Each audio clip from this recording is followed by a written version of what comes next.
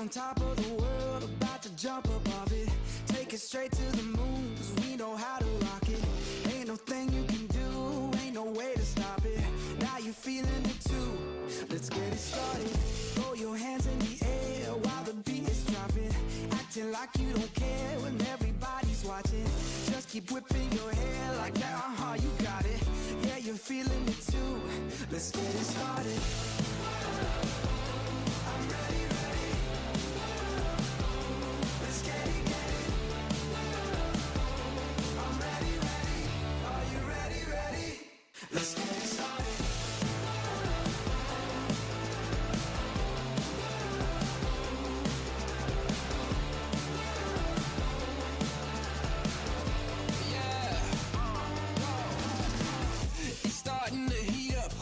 Charts off the meter, turn it up, blow the speakers, make them all to believers, break through the surface, tell them open the curtains, give them all what they wanted, yeah, now let's get it started.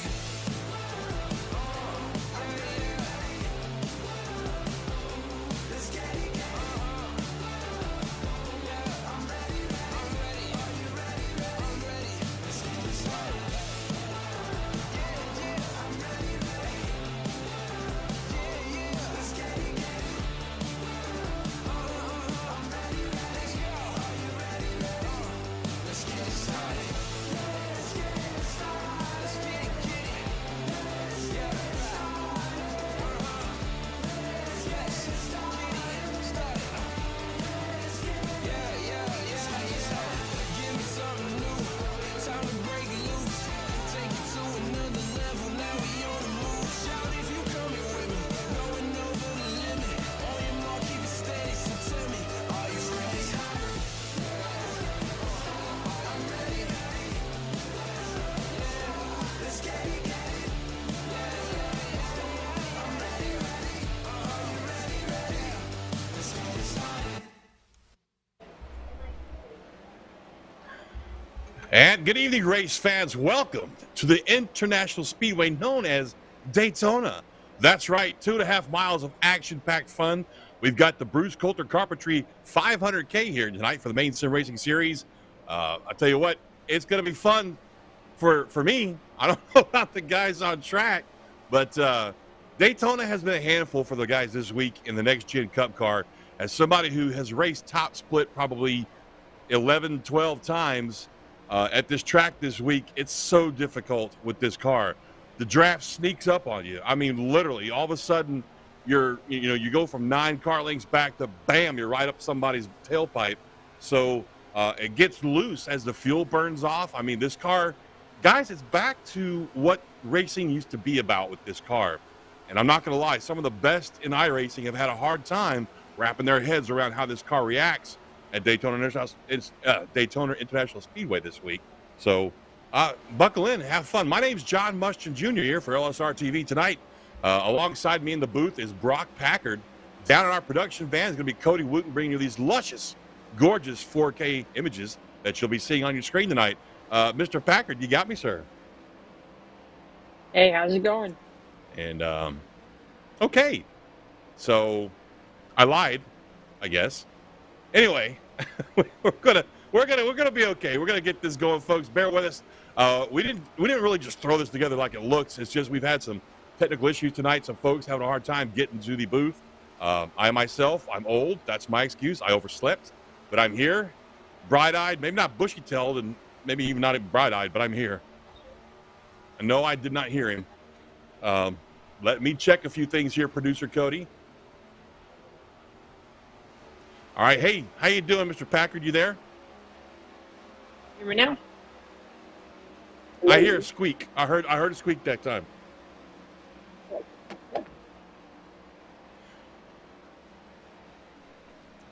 So anyway, while we work on these technical issues, folks, let's give you a layout of the track. As if you didn't already know, this is Daytona International Speedway, located on Daytona Beach, Florida.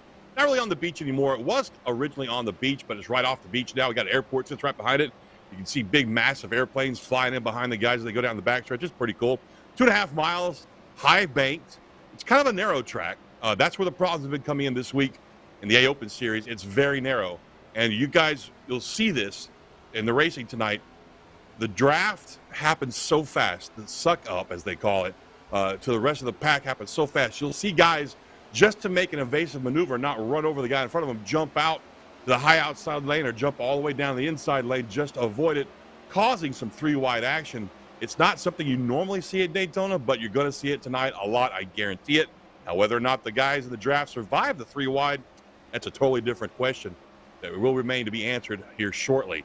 We've got about a minute left of warm-up before we roll into qualifying. And looks like we've got, it's going to be about 20, 21 cars so far.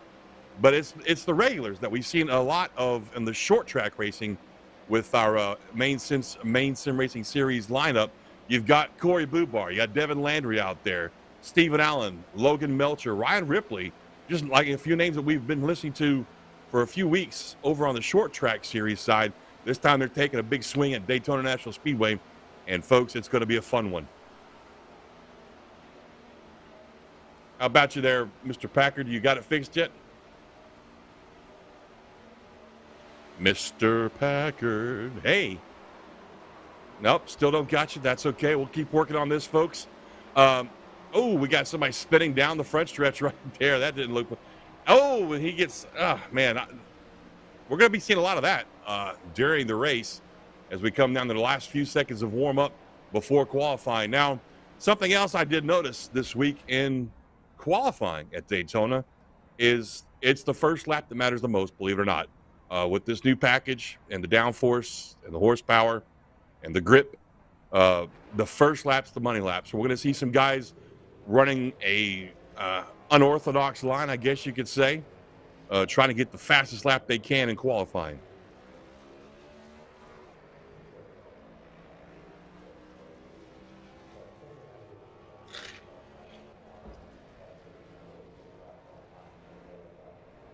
Looks like some of the first folks on track are going to be Devin Landry. We talked about him. Trevor Gaffman in the 3 car. We got Matthew Gain out there going to put a lap down for us. Right now on screen, we got the 3 car, Trevor Gaffman, excuse me. Love that Hooters paint scheme, man. That's an iconic sponsor of the sport. They've been around for a number of years. My best recollection of their sponsorship was with Alan Kowicki's 7 car, that old Underbird, the Ford Thunderbird that he drove to a championship as the first owner driver to do it in the history of NASCAR. Unfortunately passed away in a plane crash the next season. But Alan was a great guy. I actually met him a couple of times back in the day. Real great guy. You know, we see Trevor making a pretty good run here on the top line, trying to build up his first lap the best speed that he can. And just bear with me there, folks, as we get back to the racing here. Qualifying, I should say. That's about normal right there, that line he's running, trying to get the best speed he can built up before making a money run here. Now, he's doing it, looks like the old-fashioned way, where the first 2 laps, you're out lap from the pits, and then your warm-up lap, you do it as high as you can, trying to get that speed built up, and then you get it down as close as you can to the line there, get you time. Let's see, got Chris York rolling out there for his qualifying run in that 86 car. So FYI, Trevor Gaffman, first lap out, puts down a 5.088. And right behind him, Tyler Connolly in that 31 car, a 50.68.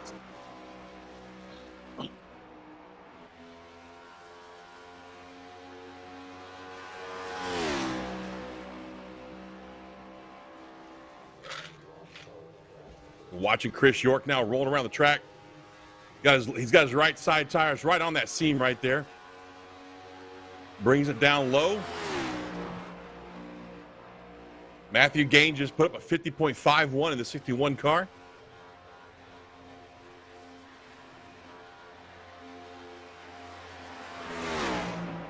Devin Landry, I'm surprised. Devin's pretty far down right now in the lineup. Pretty much slowest car on track right now. And as I say that, he pops up to third. He puts out a 50.51 as well. Trevor Gaffman came back second lap, this time by 50.46. I'm really surprised by that.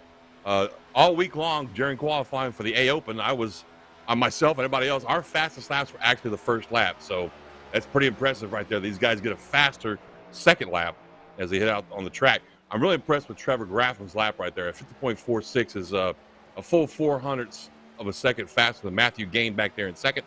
Right now, Devin Landry sits on track in third. You've got Nathan Barth, the 37 car, up there in fourth at the moment.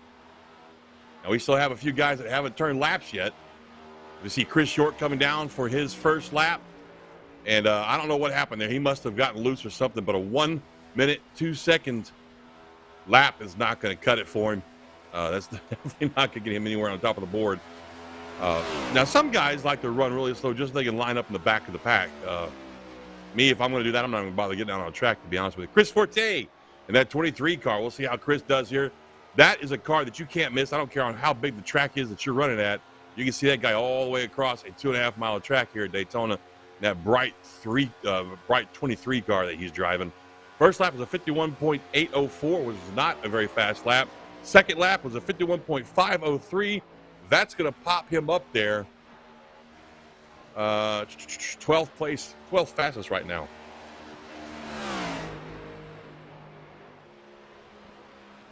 So, Brock Packard, are you there, buddy? I'm here, man. How you doing? There he is. I'm doing good. Doing good. How are you tonight? I'm doing all right. Ready to see these guys throw down Daytona 500K. Should be a good one. Should be fun. Excited to see these guys lay it all on the line. Yeah, it's going to be a great race. I'm thinking, I'm trying not to judge these guys based on my experience this week in A Open. It was rough. It was so rough this week in the A Open, man. I mean, and I raced top split most of the time, and man, those guys just it's not fun. It wasn't fun at all. But we'll see what these guys here at the Maine Sim Racing Series can do. So we're going to go ahead here. We've got the guys all qualified up right now. Front row, Trevor Grafflin on the pole with a great lap that he turned there. Ed Connolly outside in row number 1. Row number 2, inside, is going to be Matthew Gain, the 61 car. His outside, Devin Landry in that 82 car. Row 3, we're going to see Nathan Barth in the 37 car. Outside of him, Stephen Allen in the 75 car. Row 4th, coming in inside, Tyler Connolly. Outside of him, Ryan Kinniston. That's a new name for me in the 8 car. Inside row 5, 9th place, 12th of Corey Bubar. Is outside Brian Treadwell. Brock, what's going on? Mr. Packard, what's going on for the next 5? Row 6, we got the 97 from Brian Conver. The 23 starting to his outside of Chris Warner. Row 7, we've got the 86 of Chris York. Outside of him is going to be the 28 of Sean Kimball. Going back in row 8, Scott Tarpley in the 13, starting on the inside of the 7 of Ben Berger. Chris Bergers in the 47, starting inside of the 09 of Ryan Ripley in row 9. Row 10, the 43 of Logan McClifford, and the 08 of Alan Graff. And finally, row 11, starting shotgun on the field is the 96 of Dan Discipline. There you have it, folks. The lineup for this Daytona 500K by the Bruce Coulter Carpentry. Guys, for the Maine Sim Racing Series, this is going to be a 125 lap feature race. And let me see if I recall correctly, they are 100% full fuel. Correct, Brock, if I'm not mistaken? You know, this is my first race with these guys, but I would say it's pretty safe to say they're sitting with 20 gallons in there. Should get them about 50 to 45 laps. We were about to say we. Go ahead, Mr. Producer, sir.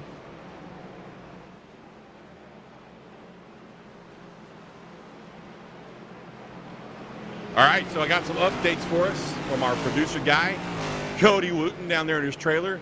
He doesn't just hide, folks. He talks to us every once in a while, and he's letting me know we got 4 sets of tires and an actual incident limit of 21x, which means that once these guys hit 21 incident points on track, they are ejected, voted off the island, if you will, not able to participate in the fun anymore tonight. So we are stacked up 2 by 2. I'm digging that black and gray DuPont car, the 75 of Stephen Allen on the outside right there. So with the fuel, and I'm going to tell you right now, tires aren't going to matter. I didn't change tires but one time the entire week. And but what would matter is fuel. The guys in the back of the pack are going to be able to ride around. I kid you not. I did it myself at about half throttle, if that. And then they'll just be able to suck right back up to them. So as long as they don't lose the draft, they'll be able to save some fuel. They'll get about 45 to 50, believe it or not. I did 50 laps on fuel in a couple of races just by just cruising along in the back of the pack. As you see these guys coming out of turn 3 and 4 right now, stacked up 2 by 2. The pace car is going to duck off down to pit road. And we're going to get these shenanigans underway here at Daytona International Speedway. Green flag is out. And Trevor Gaffin, nice little jump right there on the field. Won't last too long. These guys will gang up on him. Now, we're going to see if these guys are going to try and keep that outside line going or if they're going to all want to squeeze down the inside line as fast as possible. Because to be honest with you, Brock, the outside line wasn't moving very fast at all until closer to the end of the race. Yeah, if I was these guys, just get down to the bottom, click off some laps. It's a long way to go. Don't really scramble for much. It's going to be a lot of strategy. Who can save the most? Who can get the best entry and exit of pit road? And who's got the most friends? You know, you're not really going to be hauling if you got 2 or 3 guys, but if you got 3 or 4, buddy of mine. Oh, we got a car in the wall. Oh, we're down in to the inside already. lane, and he's already wrecking. Already wrecking. And man, that was a pretty vicious hit. That second car in the action took. Got one sliding through the pits right there. 12 car. That's the 12 car of Corey Bubar. And here we go. We're going to get a replay of this real quick. And it's going to happen as they come off of 3 and 4 right here, down the back stretch. Look about 4 cars to the back, and you'll see him here, Brock. Just get out of shape. Let's see who that was. That was, looks like the 43 maybe? I can't tell. Yeah, No, we're it's going up to here. wait. There we it go. looks like the 09 right there. Yeah. The 09 got just up into that washes wall. up a little bit. Oh, Ooh, wow. hard hit to the driver's side door on that one.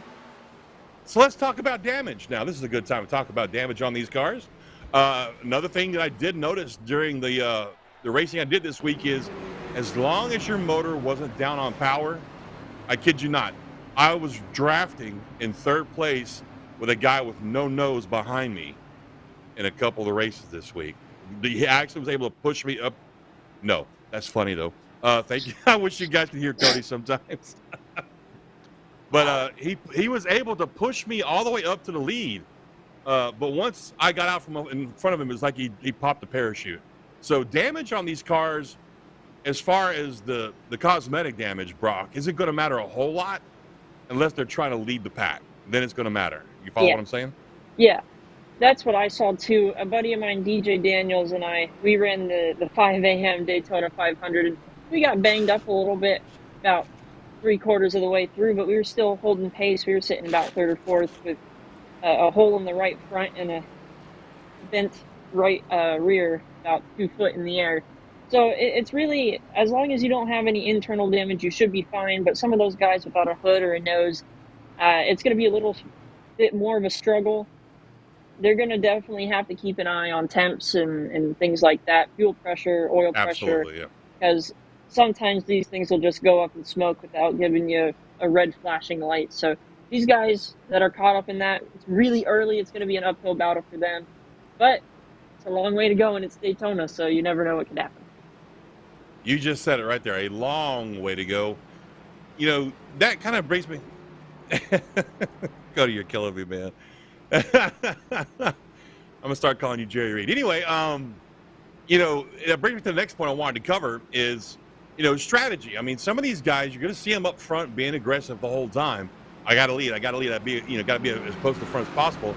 And some guys like me that just ride around in the back, let the chaos and mayhem happen, and then I'll start making my moves towards probably the last 20 laps of the race to get to the front. Where do you sit on that? Yeah, I'm totally one of the guys that for the first couple of laps, I feel the car, try to make some moves, and then after I understand what the car can do, I just sit in the back for most of the time, make sure I'm in touch with the lead pack, and then just kind of relax, lay back, and let everybody else cause chaos. Absolutely. Now, what you just described, your own words there, I call that the single race mindset. And that's what some of these guys are going to have, because they have not run this car this week at all. Then you have the guys, like me, that have run probably 15, 16 races in this car at this track this week, and know I can suck up to the rest of the pack if I stay within the distance. So I'm just going to ride around the back here and let these idiots tear their own cars up. And I mean, I should not say that. I'm sorry. I don't mean anybody in this crowd at all is an idiot. That's not what I meant. That's just what I usually refer to everybody else on track when I'm racing. So it's just the racer mentality. It's always someone else. It is. Well, hey, in this case, I'm not joking, man. There wasn't one single incident I actually caused this week, but boy, did I cruise right into about 9 or 10 of them. I dropped down from a 4.7 SR to, I think right now I'm sitting at 2.9. Yeah, it hurt a lot. Actually, the lowest I got was a 1.9, but that was for about 2 races. But anyway, enough about me. Let's. Yeah, it's. I dread play track racing now, and sim racing. I love watching it on TV and live, man, in real life, but dread participating in it in sim racing. But back to the action here. We're gonna stack these guys up one more time, 2 by 2, as they come through 3 and 4. Gonna get us a nice restart. So, Mr. Packard, why don't you bring us to the green flag, my friend? All right, coming down to the green flag. This pace car is going to take a hard left turn coming out of 4 here. 3's building a bit of a gap. Usually when you see guys do that, they're going to probably go a little earlier, try and get in front of the guy, maybe let the guy on top of him come down. Let's see as the pace car pulls off here. And green flag is going to be coming out. Number 3. Trevor Graffam slams on the loud pedal, and we are green, side by side, 2 by 2, coming into turn 1. Wow, that outside lane really kept up with the start right there. That's the way to do it, too. You've got to stay right there with the leader as much as possible. That way he doesn't get too far ahead of you. Look at this. We got a 2-car tandem working on the outside with the 75 car, Stephen Allen. And you got the 37 car, Nathan Barb, up there up high. Down low on the inside, the 3 car of our pole sitter, Trevor Graffam. He's got help from a guy in the Jack Daniels car there. That's a great sponsor for this race. The 61 Jack Daniels Ford Mustang. That's driven by Matthew Gain, it looks like. And they're going to just leave the 37 car of Nate Barth out there high to dry. Gosh, that is just a nasty feeling right there. He's able to duck back down inside right there. And look at this move on the outside now. You got the 3 push up to the outside with help from that Jack Daniels car of Gain on the outside there, Brock. Yeah, that's a power move right there. That just shows how strong that 3 car is to go from 3rd to 1st in about 1 tri-oval, and he just left the 61 out. He's going way back. It looks like he'll be able to slot right in front of the, I think that's the 37, yeah. And something that worries me with this beginning of the runs is you got some cold tires, so it's a little floaty, as I've seen with the rack and pinion system on these new cars. So it's kind of hard for people to judge coming off the corner. So you see a lot of guys get squirrely off the corner on the back stretch. That straight line gets pretty squiggly. Twisty and turny, yeah. That's something else we were talking about this week. When Monday rolled around, Monday night, and all of us took the track for the first time, some of us hadn't practiced, is the lack of response that you feel in the steering wheel, the force feedback on these cars with that new system that iRacing put in place with the patch. So it wasn't just horsepower and downforce. The feel of the car is extremely different now. We had to turn the force feedback power up and the settings way up just to get the proper feel out of the car. And that's kind of what you're seeing here as a result of that. Is some of these guys are still trying to figure that out, and they're just weaving and ducking and swerving all over the track. But it's always been that way with sim racing and play track racing. You always see these guys that are just all over the place. And then you see a couple of guys here and there, like that 3 car. He's got a nice straight line, really holding it steady right there. And that's where the speed comes from, Brock.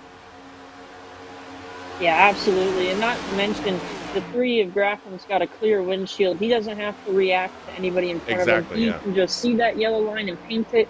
If your guys sitting 3rd, 4th, 5th, tucked up behind a couple other drivers, you can't really see that exit if they don't float up a little bit. So you'll keep turning, and just like we saw the 8 do, hit that yellow line.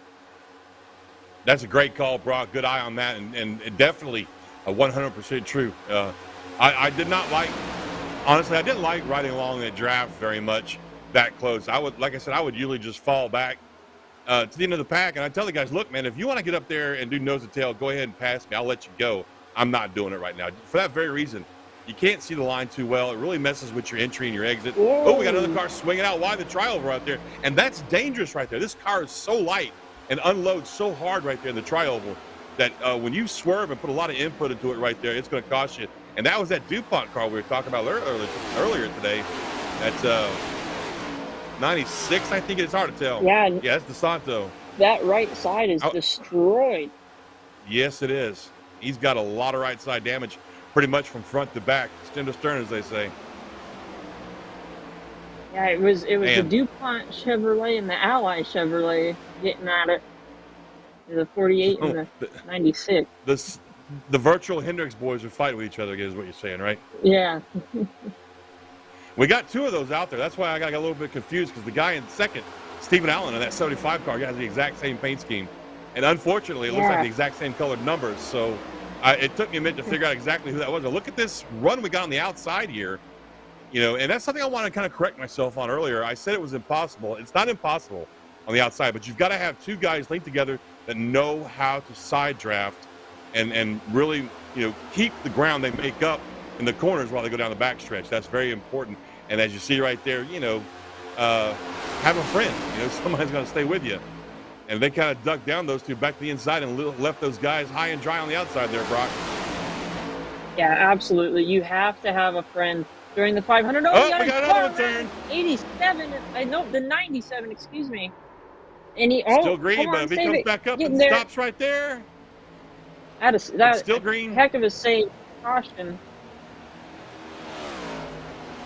It's going to kill him for now. I mean, yeah, it was a great save. He didn't hit anything, I don't believe.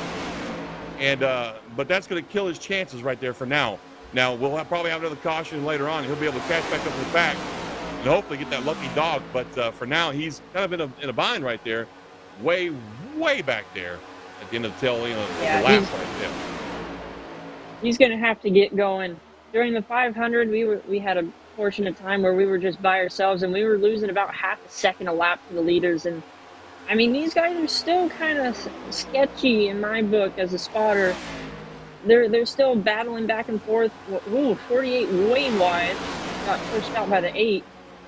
But, you know, these guys got to settle back in, get that line. You don't have to be right on the back bumper. I normally tell my drivers, say about half a car length back. You don't need to push, just keep digging. Yes, sir. Now, we started this race with 21 cars. Right now, we have 15 on the lead lap. That includes the 97 way back there. Brian Conover, he's pretty much all by himself right now. Dan DeSanto's back there. Chris York, Chris Forte. Now, we got some guys that are one lap down. That's Logan Melcher, Ryan Ripley. They're still on track, I think. And I'm not real sure about the status of the last of these guys that are laps down. We got Corey Bubar. We saw him get wrecked up pretty bad. Scott Tapley, Ben Burgess.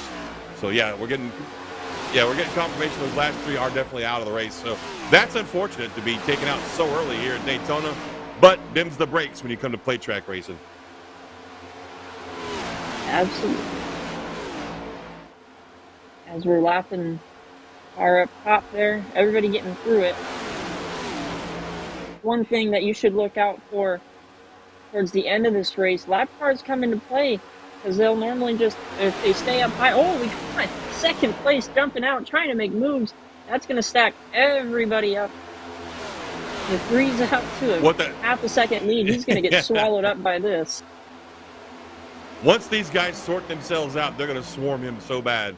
But as you see right now, they're already catching back up to him. But, you know, oh, we got cars scrubbing some paint off on the wall right there. That's going to kill his momentum. He's definitely going to have to drop back in and tail in there. Is that Connolly again? That was Ed or Tyler? Yeah, that was Ed. Sorry. The Connolly brothers get me confused as well. Hey, I'm old. What can I say? I get easily confused, man. Wow, look at that move on the outside there by the Ally car. Zips up there, and it's like he's shot out of a cannon. And that kind of goes back to what I was talking about at the beginning of the race there, Brock. Oh, big block you're not here. clear, 37. It's not wow. There. Not clear, driver. Oh, wow. Wow, that was the 3 being nice. That's all that was right there. Was the 3 being nice. He cracked his throttle a little bit. Yeah. The three was like, I don't want to wreck right now, pal. Go ahead, take that spot. He swings out to the That was a outside. He's gonna get left out to dry right there. Yeah. Oh, In the wall. contact into the wall. Back down in front of traffic. They're three My wide, one on goodness. the apron. Well, we That's- didn't see a that's caution damage, right there. That was a that's wreck fine. that didn't wreck. That was literally an accident Yeah. that just did happen. But in the meantime, that's going to give the three car a substantial amount of damage on his right side there. Oh man, these guys are just really racing too hard, if you ask me, Brock. This is just too hard right now. Yeah, I mean, you've got 110 laps to go. So long. Oh yeah. But the three should be fine. He's just got to tuck back in, and he'll be fine. Hide the right front of the nose. It doesn't. Yeah, he'll be look able to get that terrible, hammered out, it's actually. just that- yeah, it should be able to close that gap. Isn't terrible as we're riding along with Trevor Griffin. Well, lucky for Trevor, right now he's got a long way to go in this race. A few pit stops, some great in-car camera work we got right here by Cody. That's a great shot right there, looking over the driver's shoulder. And he's got a ways to go, Brock. A long, long way to go. We're only at lap 16 of 125. He can get in there, a couple pit stops, and have that hammered out, and be good to go. Oh yeah, absolutely. And one thing that I wanted to point out when we went in car with him, John, that they got that virtual mirror in there. No longer is it an actual mirror. It's straight through and through, sitting on the upper back of the roof. And I've got a funny story for you, Brock. I didn't know that was a virtual mirror. I didn't know that we had a camera on the back of the car. And the first race this week that I gridded up, I got in the car and I had nothing as far as a rear view mirror goes. I jumped out, checked my setting, jumped back in, still no mirror. Jumped out, checked my settings again, missed the start of the race, started cussing about not having a mirror, and then the entire 34 car field was like, hey dude, turn your car on. Oh. But I like it. I do like it. It's a much better view than you had with the old rear view mirror. It's kind of like having a virtual mirror like you used to have, you know what I'm saying? But it's absolutely. It's got your spoiler there. It gives you a distance reference, you know what I'm saying? It's a great mirror. I like it. I wish somebody would have told me about it before I sat there diddling around with my settings for 10 minutes, you know? Absolutely. As we're seeing what you probably would see if you had a regular mirror looking back. I believe we're on board shot too. 48 here. Now this is a great shot of that back On the windshield with those 37. air slots. Now, Brock, I don't know if you heard it a while back. I was doing a broadcast with somebody, I can't remember who it was, but I was talking about this, and this is before this release came out. I said, well, in real life, it's weird, but they're going to have these cars really aired out during the race. And there's a great shot. You can see it back there on Sean Kimball's car of that hole in the front windshield, right? And then you got these slots right here on the back windshield, which really allows a lot of ventilation to go through that car, which, back in the day, you didn't want that because that's how those cars got airborne back in the day, was through the air getting up inside the car. But we still have the roof flaps and all that to prevent that. But this is to help keep these guys cool inside the car, because during the practice session they had over the wintertime, in real life, they figured out these guys are just getting overheated because there's absolutely zero airflow through the car. So NASCAR came back and said, okay, we're going to try this. They put that hole that you see right there in the front windshield. They put those slots back there in the back windshield, and that just lets air flow straight through the car. It also acts as kind of a weird, I guess damper is the word I'm looking for the draft, basically. Yeah, absolutely. These things have all kinds of vents and inlets and outlets and all kinds of stuff. And I work on the 27 Cup car of Jacques Villeneuve, and these things are just Did you really? so different than they're. I do, yeah. I work for Team Hesenberg. I did not know that. Well, man, that's an awesome story right there. Why don't you take a minute while we're kind of calm on the track and tell us about Villeneuve's return to first start at the Cup car. What do you got for us, man? Yeah, man. I mean, we just got a new sponsor on there. I don't know if y'all saw that on Twitter, but we're not running the Hesenberg Solutions, the Hesenberg paint scheme that we qualified in. It's, forget the name of the company, but it's a nice looking wrap. We had some trouble during the duels with a loose since these are no longer a throttle body connected with a little bit of a rod, it's a wire. A couple teams have been having trouble with that. We were one of them. So we're looking good right now. Car was getting rewrapped this morning, and we'll be ready to go tomorrow for the 500. So wait, you're sitting in Daytona right now? Unfortunately not. I'm not on the road crew this week. Ah, okay. But still, No. that's a great story, man. When I read that Jacques Villeneuve was going to try it for a Cup start, I was like, well, it'll be great to see him at, say, Auto Club or whatnot, or on a road course, you know. But when you guys actually qualified on time for the Daytona 500, that got a lot of people's attention, which I'm sure is that new sponsor where they came in for you, which is an awesome story also, man. So congratulations on that. And there's going to be a bunch of us actually pulling for Jacques come next Sunday, man. Absolutely. I mean, the Team Hesenberg, powered by Ray Bros Racing, they're only running a limited schedule.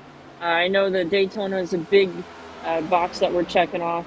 I know we're doing a bunch of the road courses. We're going to have a couple Xfinity cars up in California next week. It's going to be a fun season for sure. Super exciting to see what goes on during the 500. And I mean, Jock's a great guy. We got a great team behind him, and we've got a pretty good hot route if we qualified on time. So, absolutely. I mean, that says a lot right there. I mean, let's just take a look at that and look at some of the guys that didn't qualify on time and had to race their way in. So, I mean, that's an amazing feat to qualify for the Daytona 500. Congratulations on that, Brock. You and the rest of your team. And I tell you what, man, I'll be looking forward to getting some inside scoops from you for the rest of the season. Right on, man, for sure. We might have to do ourselves a podcast for LSRTV and scoop some of these big name media reporter guys. You know what I'm saying? We can try. I am under a couple contracts, but I'll see what I can. I was about to say, you probably got a few NDAs that you had to sign, right? Just a couple. Well, you know, real quick before we get back to racing, I've got a little shout out I want to give to my daughter, Ashlyn Page. She turns 20 tomorrow. Happy birthday, kiddo. I love you. I know you're probably not watching a boring race. Come on, Dad. These races are boring. I get it. I know. But I want you to know I'm thinking about you, kiddo. Happy 20th birthday. It's crazy to watch these kids grow up so fast, man. And it seems like just yesterday she was a little, dwarf sitting on my shoulders in a Mardi Gras parade. But back to the racing. We see that Barth, Allen, Kimball, and Kinnison have kind of broken away here, Brock, to their own little pack of 4. They've got almost a 5.5-second lead over Connolly, Graffam, our pole sitter, Connolly, the other Connolly, I should say. So those guys got about a 5 or 6 car pack. So there's a second pack right there. And then from 10th back to 12th, 13th, it's just 10th, 11th, 12th. They're a third pack. And then you have that another pack, a fourth pack. So we see this before in play track racing, Brock, just little packs that break out here and there. For these long green flag runs. Yeah, and I found out during our 3.5-hour 500 run that it was a lot different than the Gen 6s where, some guys got to the outside and they wouldn't really pull anybody back or whatever. But if you get to the outside of somebody with one car, you can pull an entire line back and get a 4 or 5 car separated group and just walk away from the whole field. And that's kind of what is happening now as we're coming up to lap the 97, 61, and the 86, I believe. With that front pack. That's you brought up a good point. Side drafting wasn't really a thing in iRacing for a while. It was a thing on TV. You saw it happen a lot. Dale Jr. was a great example of somebody who knew how to side draft perfectly. But it wasn't modeled very well in iRacing. But I feel that exactly. Cody hit it right on the side wrecking is what it was. But I feel like with this last patch that came out, not only did they address the horsepower, downforce issues, some of the physical look and physical modeling of the car, but I have seen side drafting take a ginormous step forward in sim racing. How about you? Oh, absolutely. I remember when quote-unquote side drafting, people thought there was side drafting, so they could get right on your quarter panel, and then they think it would work, but it's really them just touching you. And then side drafting was semi-implemented towards the end of the Gen 6 era, and you'd have to get so close to the left rear, right rear that you just turn them, either due to netcode or something else. But with these cars, they've really stepped up the game, not only in the how the car handles the 31 slides a little bit, 3 looking outside, possibly trying to get a run in front of him. But the side draft, you can be, a quarter car length off and still drag them back a little bit. And I think that's what, I mean, watching the duels and the practices and stuff like that in real life, it looks pretty similar. The side draft is definitely way stronger in these cars than it was with the Gen 6s, at least in iRacing, that is. Yeah, I mean, I have not personally sat my big old butt in a real Cup car ever, but I have sat in I did some laps in an Xfinity car for the Sadler Racing guys 30 some odd years ago. I've driven late model stock cars, street stocks, of course, and I can say that iRacing has nailed it as far as the realism of the simulation goes. But the other day I was in a server with Elliott Sadler, and he was just blown away by the realism that iRacing has achieved with their truck series and series like that. As we see that lead pack, the secondary pack of 31 to 3 and 11 there, those guys are lapping a couple more guys here. But so, it's just amazing to me that how far as a guy who started sim racing way back in the mid 90s, how far the realism has really come with these cars, Oh yeah, absolutely. And I'm a little newer to the sim racing scene by a decade or two, but but even since my NASCAR 07 days, everything's come a lot. Just, it's astonishing how realistic and how everything feels. You can feel the car lose the rear end or feel the load under a corner. It's kind of crazy. And iRacing has done a great job with, I think, every car that they've ever done. So basically what you see on the track is maybe something you'll see tomorrow. Absolutely. Well, folks, for those of you that are watching out there in YouTube land and whatnot, if you want to get in on the action that you're seeing on screen right now, the best way that I can tell you to do that is go to iRacing.com and check out what they've got to offer. It is a prescription service, but trust me, it's worth it. It really, really is. You can get in there. You can subscribe. You can go check out what series you want to race. They've got everything you can possibly think of, I promise you. It's not just NASCAR. It's not just oval, or how they call it, roundy round up there in Canada. You've got IMSA. You've got dirt track. You got dirt ovals. You got road courses. You've got Indy cars, all kinds of stuff. So make sure you go by and check it out, iRacing.com. And they've actually got AI racing now. That's not something we had for the longest time. This was one of the first sims that really put a huge effort in their AI racing. So give it a shout. Yes. Give it a shot. Stop by iRacing.com and check out what they've got to offer. Trust me, you won't be disappointed. And if you do join, folks, hit me up on Facebook. I paint cars, just to let you know. So back to the racing. Yep, And I I'm was just getting about to word bring that up. from our our strategist producer was there in the trailer. Yeah, our gas man down there in the trailers letting us know we got about 14 to 15 laps, and we were talking about that at the top of the show there, Brock. The gas runs, and this is the part of the run that to me is the most dangerous for these guys. They are light on fuel right now. That back end is light. It is not going to take much at all for that car to step out on them, and we've seen a couple of them already have that issue in the last couple of laps. So we're going to keep our eye on that, because the lighter this car gets, the more out of control it's going to get for them, and it's going to make bump drafting that much more difficult for them as we get closer to this fuel stop. Yeah, absolutely. But really, this whole front pack is going to depend on that 37. If that 37's been using 6/10 to half a gallon a lap, he's going to have to come down a couple laps before everybody else. So that whole pack might have to come down maybe in the next 7 or 8 laps. Yeah, and I'm sure they're all communicating that to each other right now. Hey, look, I've got this much left. I've got this much left. And they're also probably discussing tires, and I'm going to be very surprised if anybody actually takes tires right here. I kid you not, man. I changed tires twice. The first race I did in the A Open, and after seeing no wear at all, I'm like, well, screw that. I'm not changing tires anymore, But, on the other side of that coin, a lot of guys will tell you, well, you're going to be in the pits for so many seconds anyway, you might as well, I don't know. it's really driver's choice. Yeah, for me as a crew chief and a spotter, I always, if I have the time to at least put two on, I'll put two on, especially if these cars are getting as squirrely as they are. Every time that they go from the top to the bottom, it heats the tires up. So if we can get those temps a little bit further down, it might give them a little more grip and a little more stability. So if I was this front pack, I'd make sure put 20 gallons in it and give me two right sides and send me on my way. Should only be about 13 seconds. Spoken like a crew chief. Well said, sir. Yeah, that's such a great perspective to have in the booth, though. You got a guy who's, whoa, look at that. Wow. Ooh. That Synchronized was sliding the A there. car.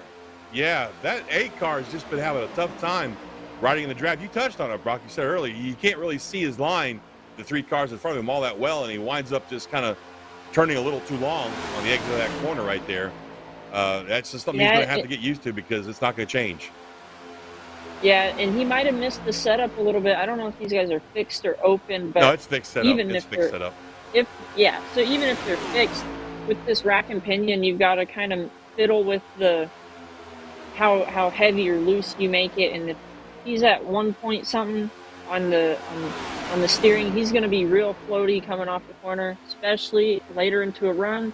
For those of you that don't know, the Gen 6 car had a steering box where you could make the ratio anywhere from 8-1 to 16-1. 16-1 was the lightest, and a lot of guys run 16 to 12-1, and it's a little different with these next-gen cars. It's a lot more floaty as the 75 struggling to hold his line on the bottom as well, sitting in second.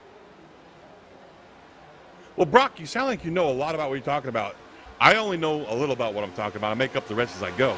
So, I'll Yeah, aside. you know, Why don't you go, if you can, touch a little bit more on the rack and pinion and the settings in the sim, because I'm going to be honest with you, I'm confused by the new settings. Yeah, so it's a lot like the old steering box in the sense of to save some tire, you want a little looser so you can turn it a little less. But basically, I mean, the only reason I know how to do some of this stuff is because I accidentally put my mouse over the settings and it told me. So sometimes it pays to read a little bit, I guess. Yes, it does. But I use a VR headset. The problem I've got is when I hover over something now, the writing is way down, like by my feet in the car. So, yeah. The VR headset's not working out too well these days, to be honest with you. But yeah, but you touched on a great point, man. That rack and pinion is such a big difference in these cars now, as far as the feel of the car goes. I said that earlier, that we had to go and make a lot of adjustments to our force feedback in the sim control because it was just so different now with the new rack and pinion. Yeah, and it took a while for me to kind of really feel good with my ability to move from top to bottom and how just aggressive I could be with it. Ooh, big moves here. Yeah, and you can hear it 47. if you listen, folks. He's cracking that throttle a lot right there. Cracking that throttle a lot. Yeah, and I don't know if these guys just haven't done a lot of pack practice, but you can see when he's still a little squirrely. These things are just so light. There's not a lot of side force with them anymore because the bodies are completely symmetrical. But he's giving him a heck of a shove. He's pushed him out there. Yeah, that's another thing you just touched on, that they're completely symmetrical. Why don't you talk about that a little bit? Yeah, so a lot of the prior generations, I think every prior generation, had a bit of a skew, gave the car, we called it a twisted sister body style with the Gen 4s, which is your early 2000s cars. And that gave those cars a lot of side force, so you could really kind of drive it into the turn. I know LSRTV does some ARCA stuff. Those are kind of skewed to the left a little bit.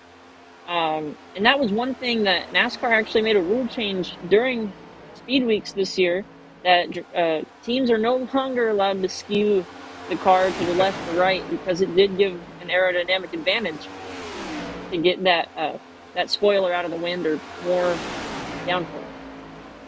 Yeah.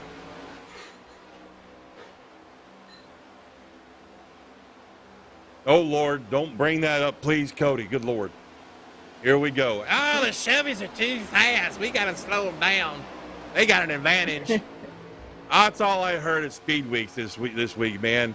But it was on the other show. We saw it kind of during the duels. The Fords were insanely fast this week in real life racing. And our producer was kind enough just to point out through our headsets here that the top 10 are all Chevys. Oh, well. Oh, we have a caution on track. Oh, we got a... I don't know where. Oh, no, it looks like that second pack. Was it? Wow. Oh, the wow. three. The 3 cars wiped out, man. My that goodness. That is destroyed. I'm wondering if that wasn't them trying to get on pit road there, Brock. Let's find out. We got the Pulse Poppers instant replay here. And we see these guys come up on a lap car, it looks like.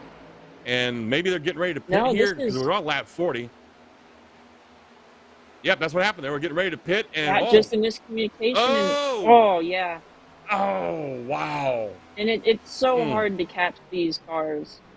Just because, like I was saying, they're symmetrical. So you get sideways and the slip angle on them, the tires are so wide, it just kind of leans over because they've got a higher center of gravity. So you get it sliding one way, you think you got it, you get the gas back down. And I would bet my non-existent money that he probably thought he had it, throttled it back up, and it just slipped around on him again. Yeah. And we're going to see it from overhead. This is a great shot right here provided by the blimp. Thank you, Cody, for this shot. That is, yeah, right there. Man, goodness gracious. Nowhere to go bad. for the 31. Yeah. So the 31 got substantial damage. I think the 3 is not going to be done, to be honest with you. We'll find out here, I'm sure, in a couple of laps. But, I mean, that was a heavy, heavy impact. So I'm pretty sure he's at least going to be down on some power and definitely down on aerodynamics. Absolutely. But I mean, that brings us, we got a car in the infield is here. Is Chris Forte sitting in the infield? Yeah, the wow, 23 what's up is with just that? sitting there. Just a spectator. He took we got a tow right spectator there. climbing the hill there. Oh, don't even remind me. Oh, that was under caution. Man, he might have stalled. Goodness. Maybe ran out of gas. Can we go on board with him, Cody?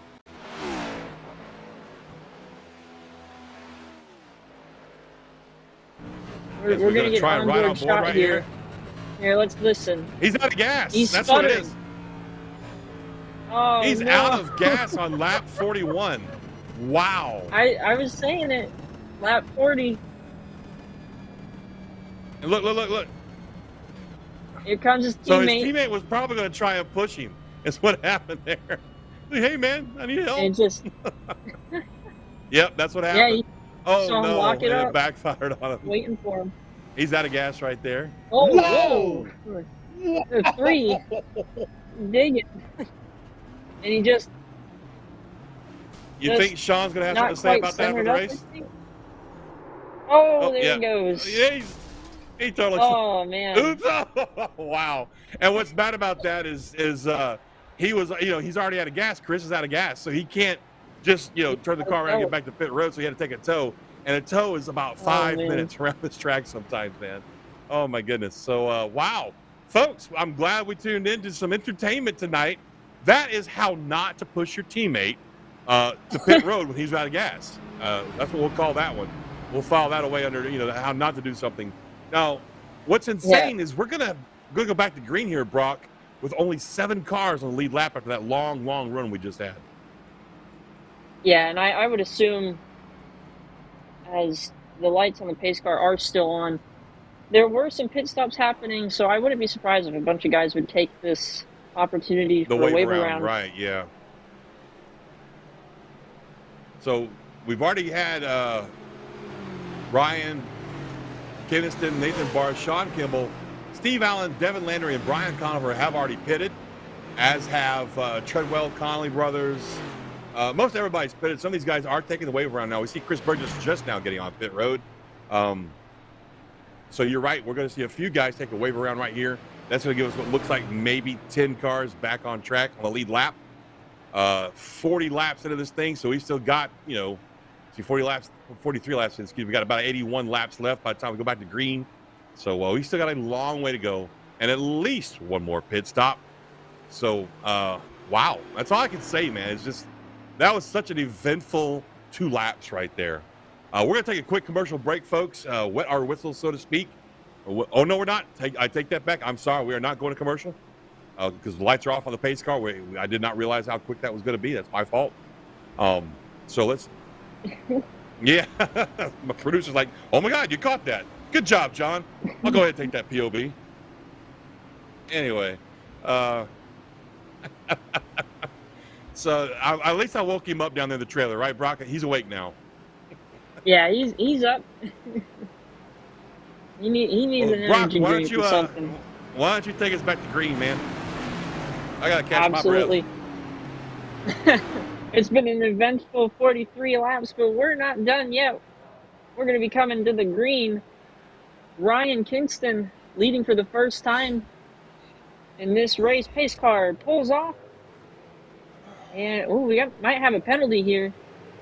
Nope, 48's just chilling on the apron, and we are green, side by side to the line. The outside lane gets them. It's going to be the 37 of Nathan Barth, and he's going to chop the nose off the kid. We got guys bouncing off of each other. I didn't mean to overrun you there, buddy, or walk over you, but wow. These guys are literally just trying to wreck each other right there at the start-finish line.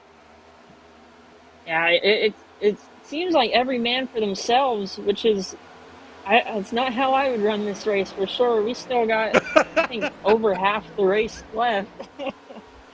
So I don't know where he came from, but I want to keep this guy Brock Packard, okay? I want to make it official. I want to keep this guy. We just got news from the trailer. That ain't how I would do this. Come on, fellas. I'm sorry, go ahead. The pole sitter, Grafham, has retired from the race. That's big. Oh, that's so unfortunate. Yeah. But that just goes to show you, though, Brock, that nobody is safe when it comes to play track racing. Nobody.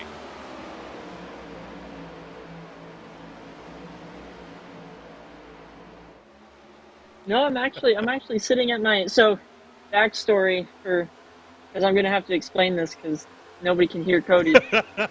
When I first started with LSR, I had to sit under my dorm room bed because it was the only kind of like regular spot I had. So Cody just said that I was under my bed, but no, I'm actually sitting at my desk this time with my big screen TV. And hey man, you gotta do what you gotta do sometimes. I can just picture you under the bed.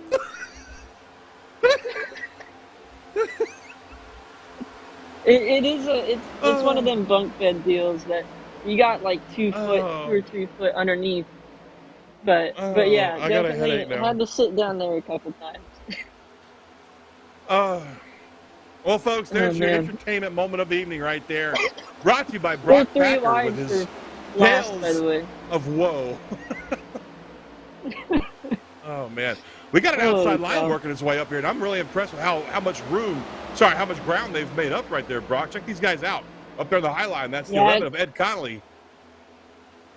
And it's hard to see with some of these flat black cars. Yeah, I mean, yeah, it is unfortunate. Use what you can. If you got lap cars that are only a lap down, get them up there and then get them in front of you so they can have their lap back and you can save fuel. Absolutely, and that's what we see kind of shuffling going on back there in the back right now. Some of these guys just dropping back. It's getting too exciting for me up front. It's going to hurt that bottom lane. Now it's a 5-car lane or 5-car breakaway on the top versus about 3 or 4 cars on the bottom. And 66 dropping in behind. Here's where it gets iffy. Now. Is right there. Did you see that? The 31 came down right in front of the 37, chopped his nose off. And I'm going to be honest with you, that's Bart being nice right there. I'm almost 100% sure he had to throttle his, feather his throttle a little bit just to look. He's bumping him now. He's like, look, man, I didn't appreciate that. You weren't clear. And you know when you're a lead lap car, that a lap car does that to you. God, that just pisses you off so much. You know, it happened to me. I couldn't even tell you how many times this week. I mean, I get you're trying to get the lap back and whatnot, but damn, man. And it is that just necessity factor of some of these drivers are focused on their race and don't really care who's around them. They got to get to the front, get their lap back, have a chance if the caution comes out, Because right now, if you're single file, you don't really have to worry about a wreck going to the outside and taking you out with it. But as soon as a car gets to your outside, now you got to worry about the car behind you spinning up into the car next to you and him spinning down. And there's so many things to look out for as a driver, a spotter, everything. And Absolutely. that 31 though, fading up, that's sketchy through the trioval. He's getting. Oh man, it's hard to tell sometimes. Whoa! Look at the 37 of Barth swing way upside the outside line, trying to make something happen up there. Now, going to put these two lap cars back where they were, one lap down, by getting up there on the outside line with the 75, who is also pushing a lap car of Brian Treadwell right now. That 48. That puts Brian, the last car on the lead lap right there, right in front of the new leader, 75 of Stephen Allen, that DuPont car. And he's got I'm going to say a righteously upset Nathan Barth behind him, the 37. Barth had to deal with some lap cars a minute ago, really broke his ground. And if you look close enough at that, if you look at his front end right there, he's got some damage from that contact. Oh, yeah.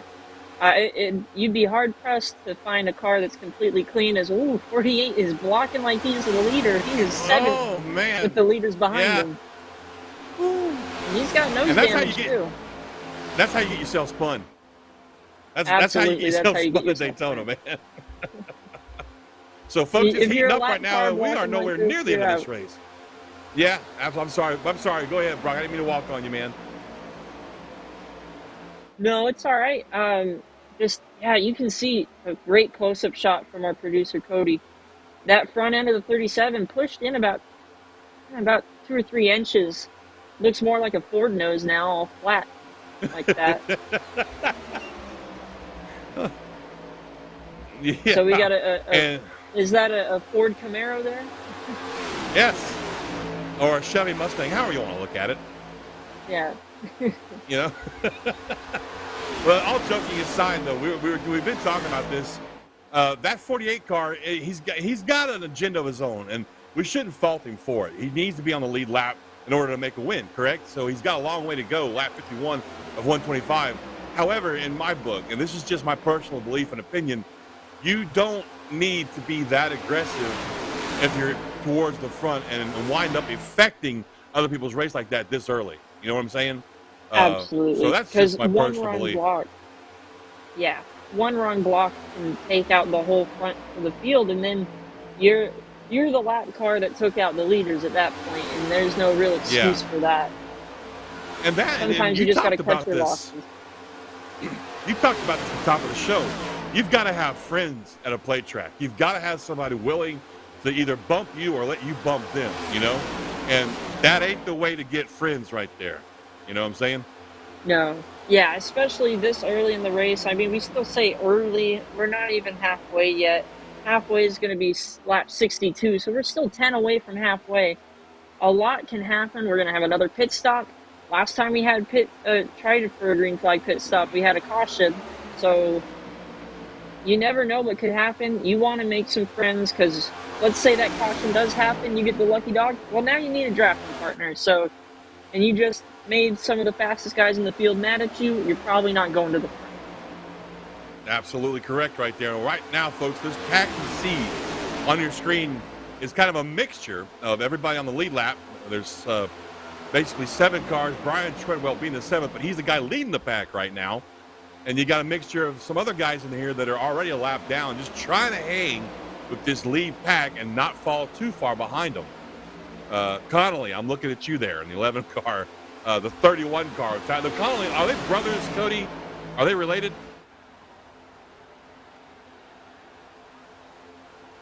Okay, yeah, we'll get clarification on that for you. That's the Connolly boys. We'll call them the Connolly boys, the 11 and 31 right there. They are the first 2 cars 1 lap down. So, like I was saying, Brock, they're trying to hang with this front pack in case there's some sort of a caution or something like that. But what's very uncomfortable for those 2 is only one of them's going to get the lucky dog. So if they are related, it's going to be an interesting conversation to hear. It's my lucky dog. No, it's mine. No. I mean, there's one way to fix that, and that's get to the front. If you get one of them to the front, then you don't got to worry about that, but you're going to make a lot of lead lap cars a little upset. Well, we had a little bit of a shuffle up front of this line. The 86 car is now also really close. That's Chris York. He's at the tail end of the lead lap that's showing right now. I'm not seeing exactly where he is. Or is my timing going haywire again? I think it's my timing. I've got him 1 lap down in 8th on, Okay, yeah, on the I'm pylon. looking at Apex timing. I'm sorry. I should probably ignore Apex timing from now on. Yeah, it's all jacked up. Some of these guys, when they float down like that, it's just so scary because, I mean, if you get a good run through the corner, and he gets on that yellow line and it pushes him all the way up. Oh, don't calm down. Just cut your losses. The 11 car tried to go around him, and they take each other out, basically. The two Conley boys. Man, yeah, that's going to hurt them a lot. And he's still wiggling around up there on the outside line, that 86 car, Chris York. That's having a hard time holding it straight. Man, the damage. Yeah, that's going to hurt both the Conley boys. Yeah. Wow, look at that speed difference. Those two cars almost ran him over. Oh, yeah. And that's just, these cars, it's the 550 package with the big spoiler on it. It takes so much to wind it all the way up. If you have to lift or brake or whatever, or if you hit the wall, you're going all the way to the back, and he's going to lose that draft. Yeah, it's gone. He's lost it. Now he's getting overrun by other people. Burgess, he's 39 laps down in that 7 car. Doesn't look like he's got a lot of damage. I'm wondering if he just missed a start due to some technical issues at home or whatever. But 39 laps out, excuse me. It's a long way to go.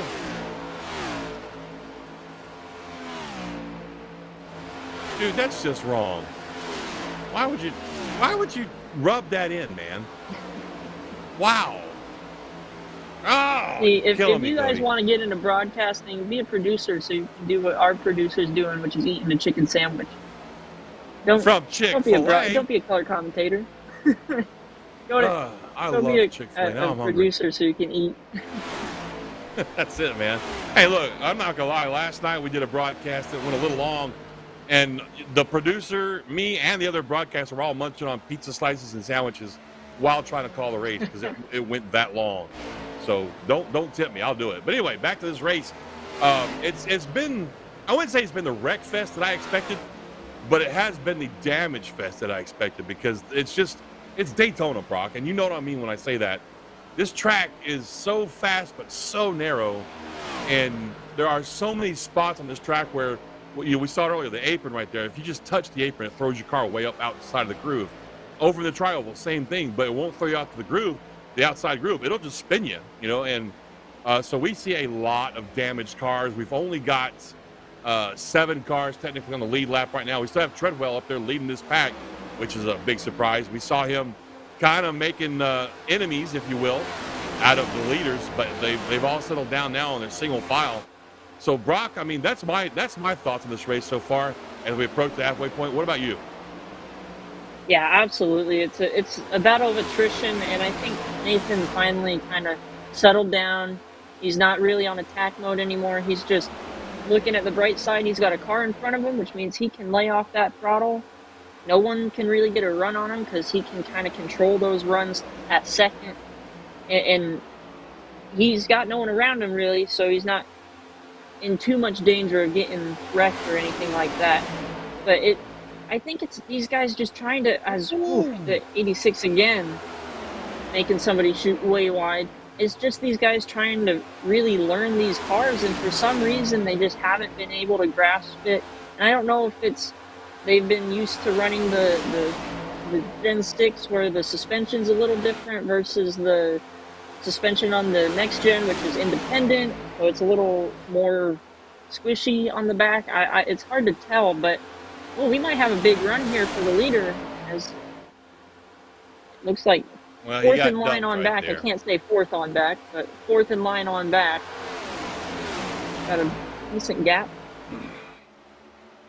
Well, he thought he had somebody to go with in the 61 car there, and that's going to be the 61 car of Gain, Matthew Gain. Now, Matthew is 2 laps down currently, but riding along pretty well right there with the rest of this pack. So, you know, I guess he felt like he had to do something right there, but it's going to cost him now. He's going to drift towards the back here. He's going to get back there towards that 86 car, who we've been keeping our eye on as well, Chris York.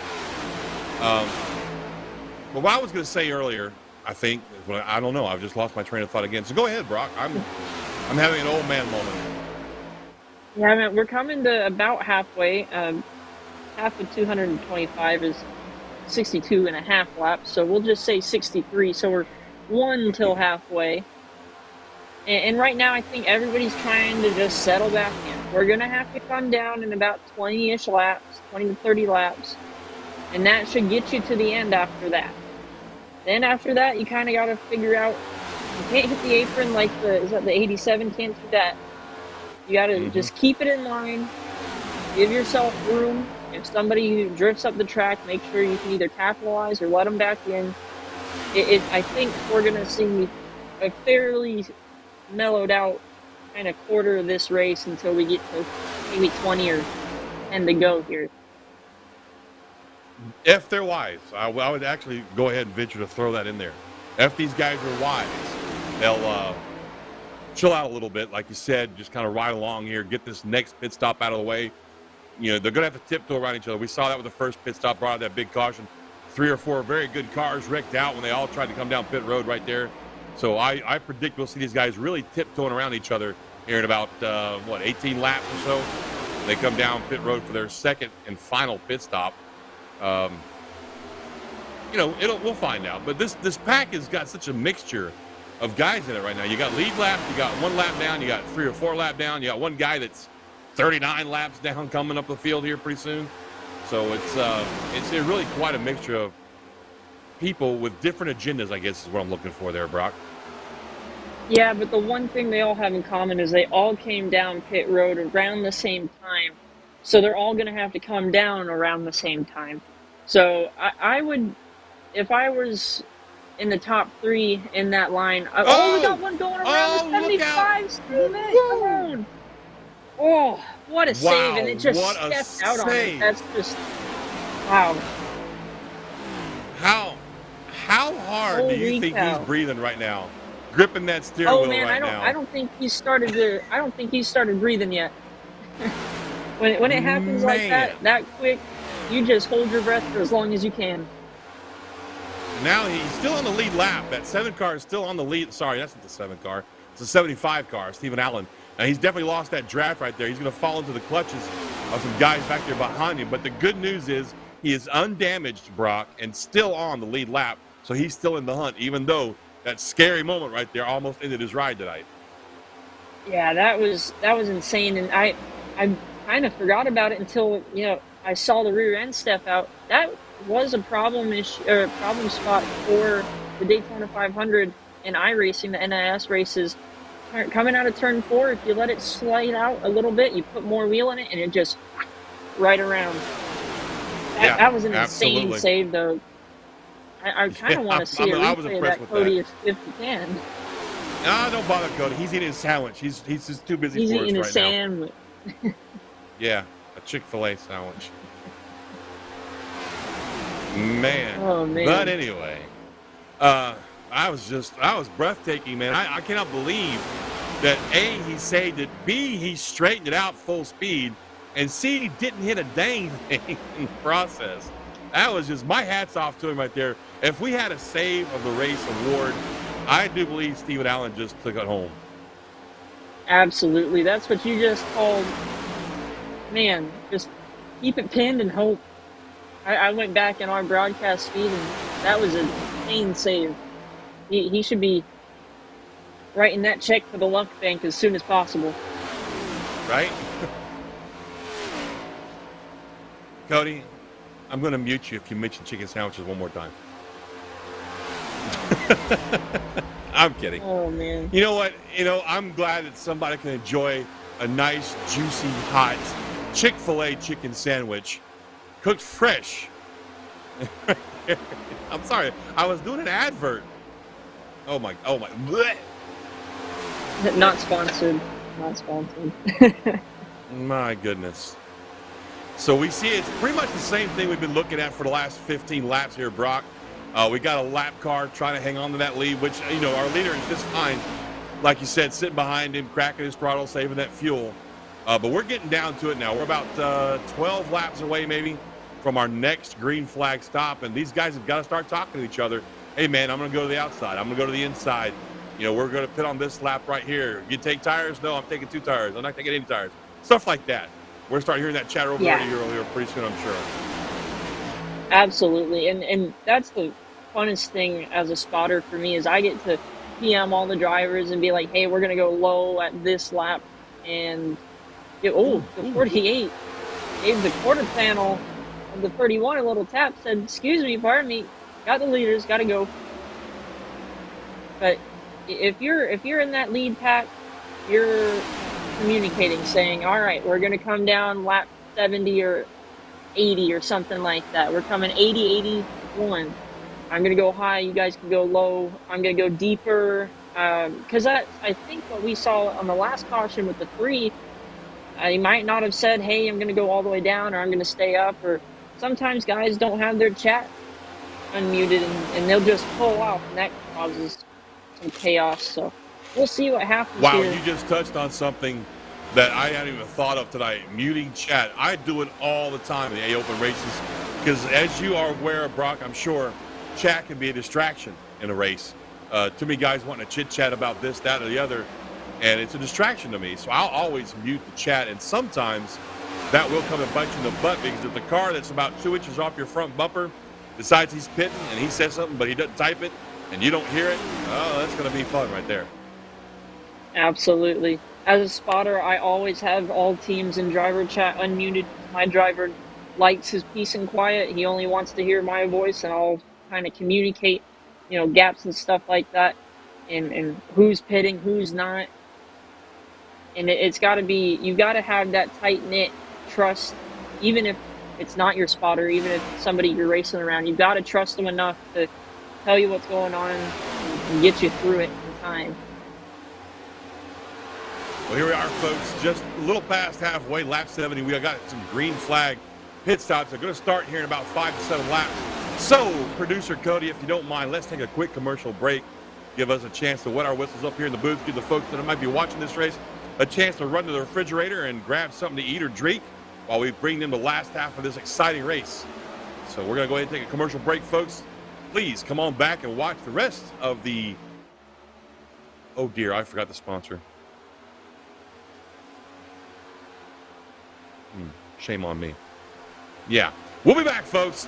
We'll be back. We're going to take a commercial break. Thank you very much.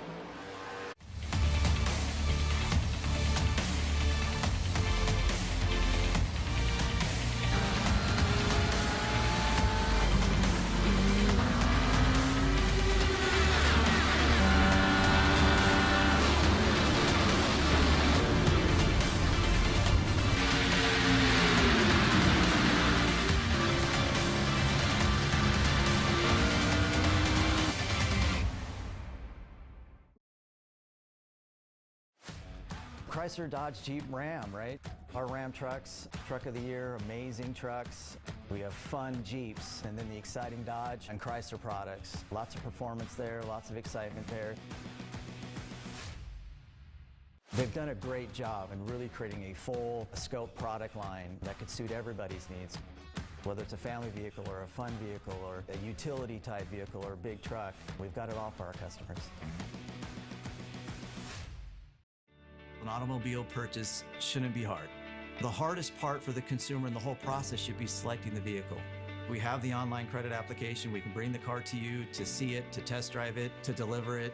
We have all the tools in place, and we've had them in place for a long time. I just think now we've perfected it. It's become part of our culture. We've, kind of taken it to the next level. It is easy, and it should be easy, and it should be fun, and it shouldn't take a whole lot of time.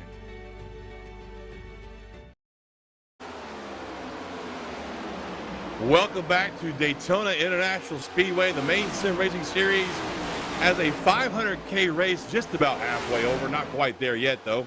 But we are coming up on some green flag pit stops here shortly. Brock, what's your take on the green flags this time? You know, my keys to a green flag pit stop is communication and don't overdrive yourself. The whole, oh, we got some lap cars staying on the bottom. That was a tricky situation for a bunch of guys, but you're going to have to not outbrake yourself. Don't race people around you. Just stay focused on yourself. Communicate to the guys around you and keep it clean, because you could end up like the 3 sitting on the pole and now sitting in the garage. Absolutely. Now, we got quite a mess happening right here. We've got some guys that are multiple laps down, just trying to run their own line. The guys that are in the lead pack trying to get around them. Really messed things up right here. It's still Brian Treadwell leading this pack, but that means that Brian Treadwell is the first car on the lead lap, almost a lap down. He's sitting right in front of our leader. Oh, look at that wiggle right there. And we talked about at the top of the show, they're really getting light in the back end. Brock, at this point, their fuel's burned up, almost gone now. So these guys are going to start experiencing a lot of especially loose conditions on exit a corner. Oh yeah, absolutely. And we already saw it with the amazing save by I think it was the 75 coming off of turn 3. Yes. And we might see it again before the day is done. We got a car pitting. It's going to be the 96. He's already 2 laps down. We got a yellow. DeSanta. On track already, a caution. Wow. The timing for that, man. Now, DeSanto was in the pits when that came out. I don't know if he actually got his service done or not. We're going to find out here in a minute, but I don't know what the caution was for. Was it for the Jack Daniels car? Was it really? I believe so. Well, he's got Possibly. some damage. Oh, yeah. Oh, yeah. Well, here comes our Pulse Poppers instant replay. It's going to show us exactly what happened here. Oh, wow. That was a multi-car pileup right there, it looked like. Matthew Gain, big time out of control. Here we go, backing up a little bit more here. He's exiting turn 2 right there, coming down the backstretch. And he's all by himself. So, yeah, I was going to say, it might have happened in front of him. We'll find out here in a second. He's got some company coming up real fast though behind him. That's what I'm thinking it was. He was getting ready to come to the pits. Oh, yep. Oh, right. Oh, goodness. Yeah. It looked like maybe he was thinking about coming down to the apron and getting out of the way, and there's just a little bit of a miscommunication right there, I think, is what happened. That's what that looked like to me anyway. That was weird. He kind of held his line on the bottom, and whoever was coming to lap him kind of wiggled in the net code, and just a really weird turn of events. But big beneficiary of that, the 48. He's going to get that lap. He's going to be able to circle around, be on the lead lap, come in. He'll be starting P7. So all that aggression paid off for Brian Treadwell in the 48 car.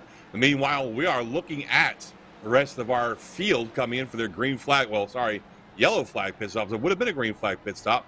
Oh, wow, our leader misses his pit box completely. That car being the 37 car completely slipped through his pits. Nathan Barth. I love that paint scheme. I don't know who that sponsor is, but doggone, that skull looks sharp on there. He's away, though. He's going to be able to get off. Good stop by him, even if he did miss the pit box a little bit. One thing I did see, 4 tire stops for everybody, it looked like. Yep, that's what I was looking at, too, according to the timing in the pits. And some of the guys we were watching right there, they took 4 tires. And fuel, hey, why not? It's going to take you a while to get all that fuel packed in there anyway. So, hey, throw your tires on there again. So let me ask you something, Brock. How do you feel about this one lug nut race tire that we've got now? You know, I wasn't a big fan of it when it was announced. I'm a pretty diehard 5-lug kid.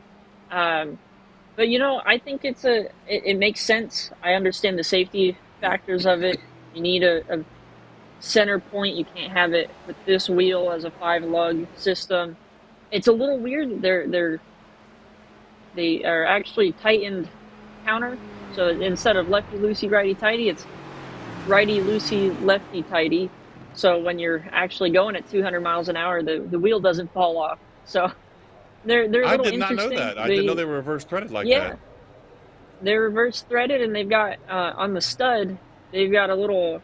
You know how when you put up a pop-up tent, they got one of those little ball things that pop through a hole? Yeah. To keep the legs up. It's got one of those, so even if the lug is loose, it doesn't come off the tire. That's pretty cool. It's so good to have somebody in the booth with me that does this in real life to give us a little piece of information. Well, I mean, that we don't see that in iRacing because there's no point in modeling something like that, right? But for a guy like me, Absolutely, who's yeah. I'm into the technical side of NASCAR. I always have been. People have asked me for years, why do you even watch these guys? They're just going fast and turning left. It's not about that. It's the technical side of making a car drive way over its limitations for a very long time and being successful at doing so. You know what I'm saying?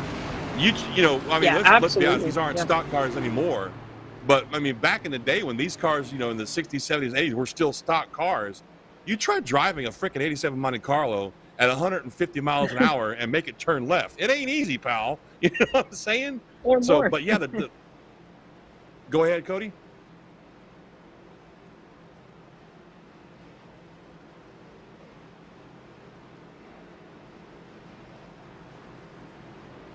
Oh Oh my no. Lord.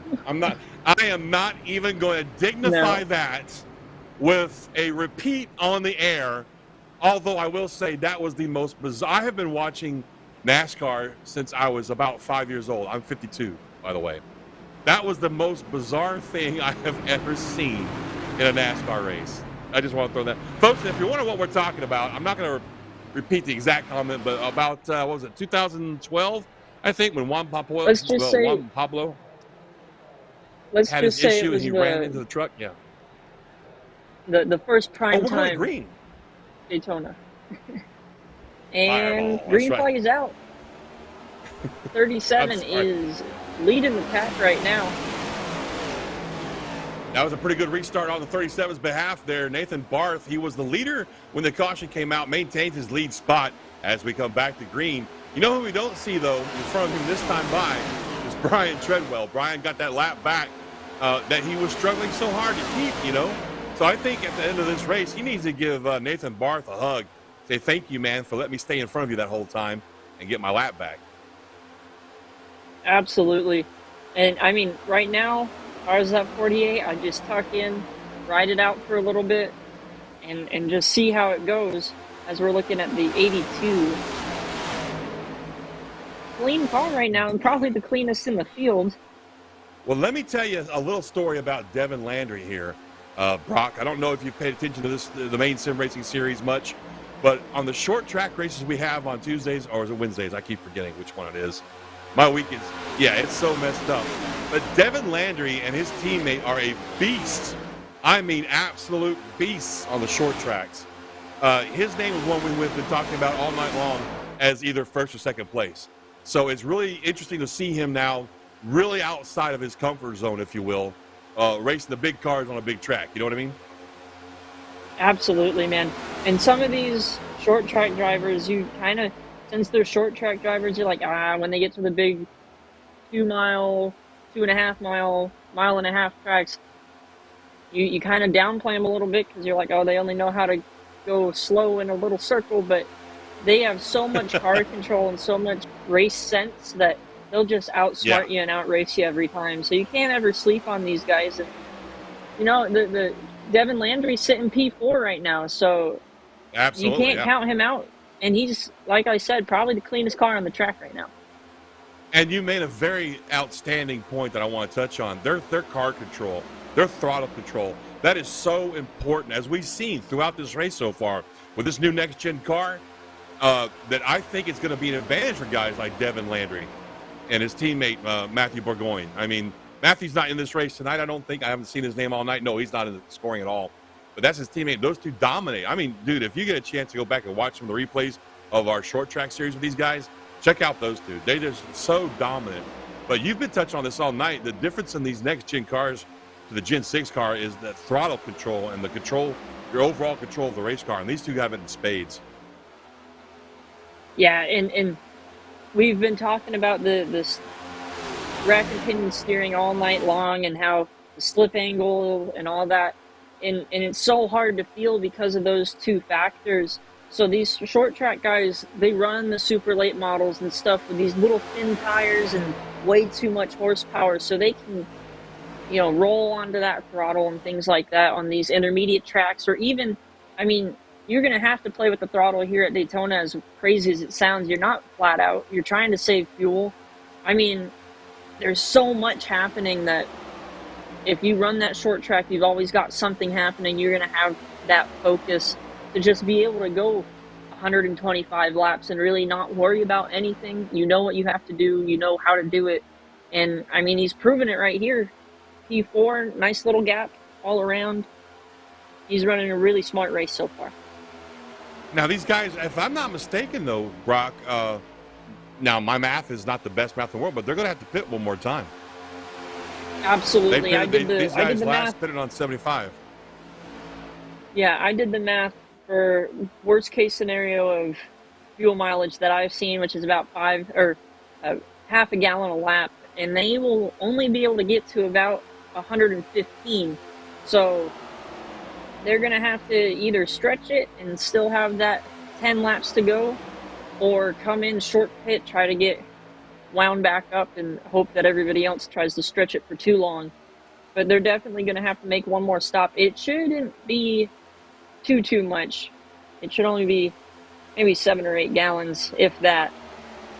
Yeah. Okay, I just want to make sure my math wasn't too far off there. So right now, folks, we're looking at a pack of about 5 cars, first through fifth. That's Nathan Barth, Brian Conover, somebody we haven't talked about all night. Brian Conover kept his car clean most of the night. Sean Kimball, the league owner, I believe. Devin Landry in fourth, Ryan Kinniston in fifth.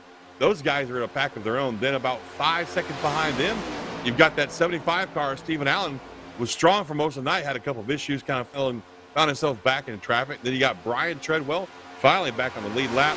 He and Chris Short are the final 2 cars in the lead lap right now. So, it's kind of spread out right now. We kind of expected that to happen eventually. We only had 21 cars start the race, Brock, so we knew it was going to get spread out and thin like this. But it has not been any kind of a lack of entertainment at all. Absolutely not. As we're looking back at that Ally Chevrolet, beautiful paint scheme. I do like that paint scheme. And the 86 it's kind car. Of a red, yeah. That Ally is kind of a retro-looking paint scheme. Yeah. I like when they I mix haven't new and figured old. out yet what the 86 is. You're young enough. What's the 86 paint scheme based on? I'm not quite sure, to be honest with you. Okay, so I'm Maybe not the only one that's confused that'll be by a that question paint we'll scheme. have to ask, probably. Yeah, let's see if we can get a hold of Chris later on after the race. But right now, man, we just got some guys cruising around, just kind of chilling out right now up front. You see these guys just all kind of nose to tail, taking it easy. There's really no reason to race too hard right now, Brock. You still have 50 laps to go. So, and 50 laps at Daytona is a long time, really, when you stop and think about it. Absolutely, John. And I mean, if you run the A fixed or B fixed or C fixed, you're only going 60 to like 30 laps. So we still got a whole A fixed race to go here. And I like what these guys are doing. They're not getting too spread out to where they're losing time, and they're not right on each other's bumper. They're nice, smooth, trying to just walk away from the pack behind them. And Sorry, I didn't mean everybody's to walk over you there. semi. But our leader got loopy right there. I don't know if you saw that. Yeah, it was kind of good timing, because I was going to say everybody's holding their line, but now everybody's kind of holding their line a little bit. Kind of settling producer it back Cody, in. thank you. I'm sorry, I didn't mean to interrupt you. Cody corrected me on my math. Once again, we got 40 to go. And then he's kind enough to put it right up there on the ticker as well. Thank you, Cody. Cody Gotta love to the correct me graphic because I'm. packages. Oh yeah. Hey, if we can get a shot, what I'd like to do, Cody, if you can, put us on the gearbox of the 37 car real quick. Looking back at the 97, I want to show these guys something. Brock, you can touch on this because you're on an actual race team. I meant like down low so we can see the front end of the car behind him. You got a bumper cam? Oh, okay. I apologize then. So maybe if we get another head-on shot of a car from somehow looking back at the one thing I've noticed about this car. Wow, look at that right up on the back end of him. Is they've got about an inch, a 1 inch, 2 inch gap right there on that spoiler now. Brock, can you touch on that? What that does to the handling of these cars? Yeah, so since this car has that big old diffuser in the back, it's no longer keep the nose down as far as possible. Even though the Cup Series no longer has a minimum height requirement, a lot of teams you'll actually see pop the car up a little bit so they can get more air to the bottom, which will or the back of it, which should hopefully create a little more downforce and a little more stability for the car.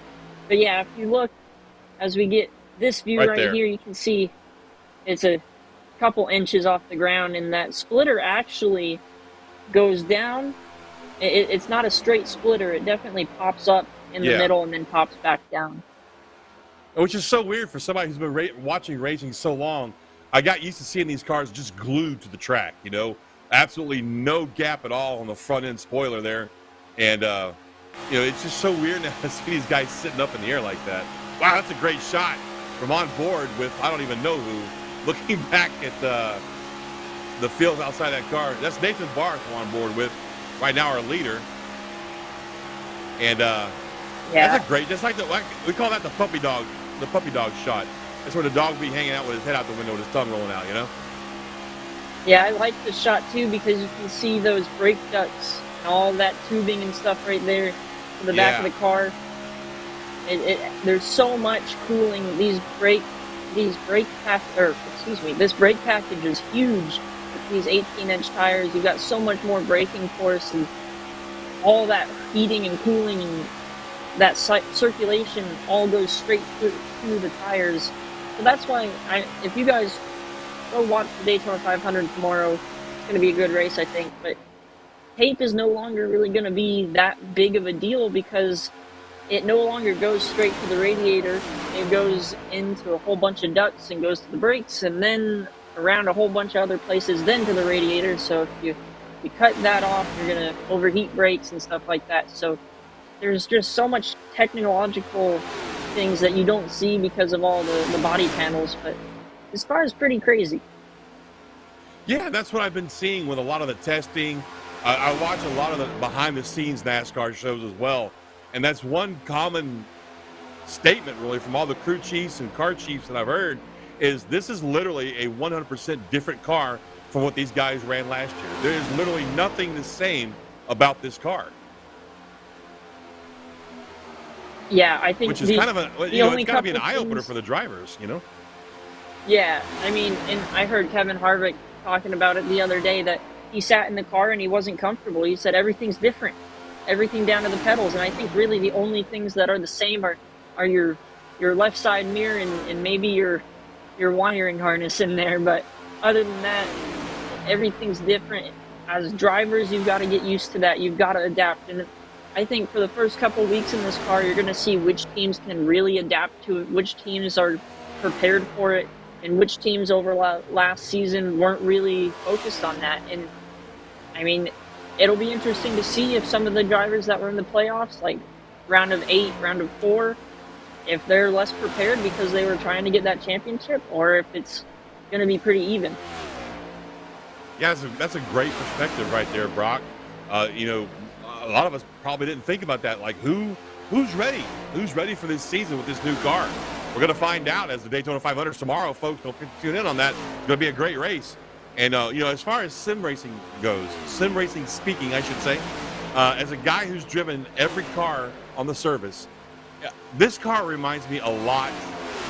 I wouldn't say 100%, but very, very much it reminds me of the 87 cars.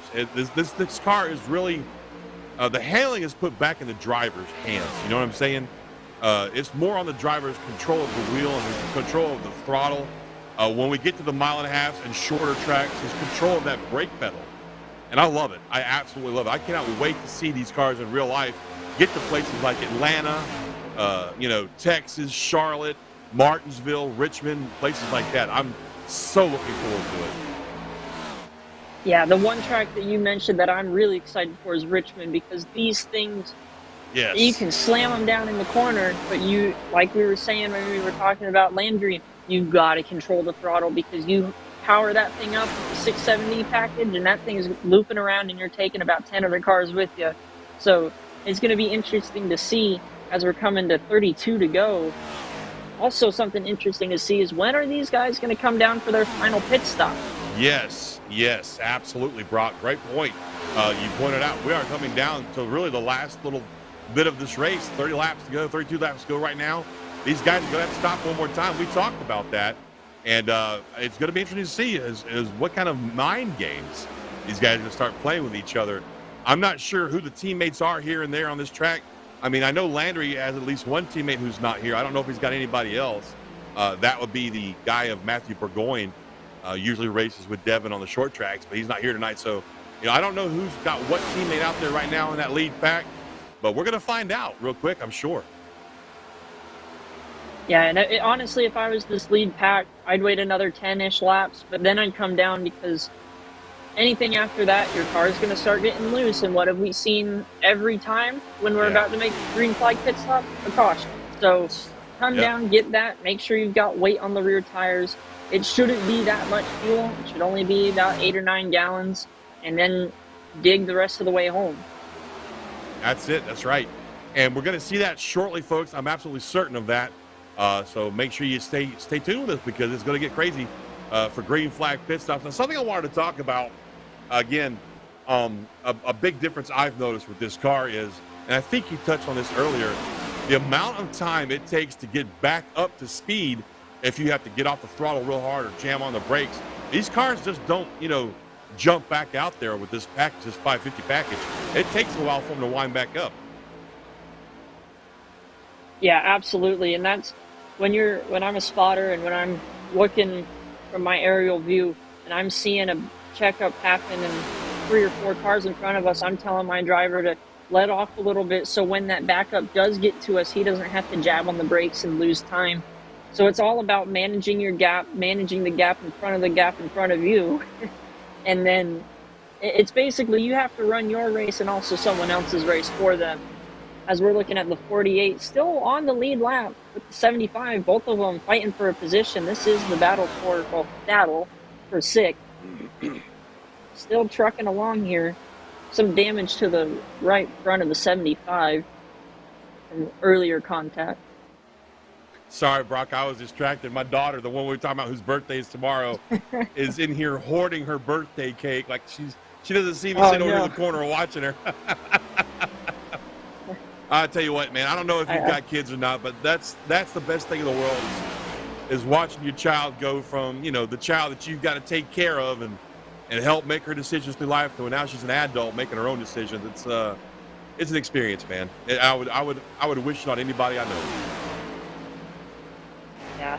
At the moment, I don't have any kids. I have a beautiful girlfriend right now that hopefully later down the line we can do that. But right now, a little early for that for me, I'd say. But I didn't want to say this earlier, but I'm going to be honest with you, brother. You sound like you're about 12. Well, I'm about 19, so. Okay. Pretty close. Well, hey, you've got your whole life ahead of you. All I can say is take it easy, man. Take it slow and enjoy the good times because when you get to my age and you realize that those good times are in the past, it kind of sucks. But hey, back to some green flag awesome racing we've got going on here at Daytona. I didn't want to give Cody any chance to respond to that, so just keep talking about the race. Absolutely, yeah. Yeah, and these so guys you've done some work with us before, huh? It. I have done a couple things with I think it was the Northwest League, I believe. Did a couple ARCA races with them, and then I ran with the S&B Cup Series and the Adrenaline iRacing Series. LSRTV was actually the first broadcasting company that I appeared on as a driver about 2-3 years ago now with the Adrenaline iRacing League, and good buddy Wesley Outland and all of them guys were announcing that race, and I still watch that race to this day. Just they're a hoot in the booth, and I've had the pleasure of working with a lot of the guys here at LSRTV. Y'all are a great bunch of guys, and I truly love broadcasting, especially with this company. Absolutely. I'm so with you on that page, man. I am not new to broadcasting, but I am new to LSRTV. Only been here for a few months, but great group of guys, great production capabilities. Cody gives some outstanding video shots here, and our camera guys that give us these cameras week in and week out, just great work. Some great shots. That shot we saw earlier, as a matter of fact, from inside the car, the puppy dog shot, as I like to call it, that's just something you're not going to see anywhere else, folks, only here at LSRTV. So, I, for one, Brock, I'm glad you showed up tonight, man. I've had a blast with you so far, and I'm getting excited to call the last 25 laps of this race, man. Absolutely, man. It's been a great race so far, and You know, we talk about shots and stuff like that, camera angles. I love those static shots because you really can see the speed of just 5 cars here and gone in about a second and a half. It just, you're going a football field a second and you're not lifting for anything at this point with 25 to go. Exactly. That's a great point. I mean, the shot we see right now, you can't really feel that speed. But when you get that static shot that's right there on the wall and they come flying by you, they're literally, if you blink, they're gone. That's how fast they're moving. And it's just so exciting. You know, that's one thing I'm going to experience before I die in this life is I'm going to be on the wall at Daytona in real life when these guys come blasting by at 200 miles an hour.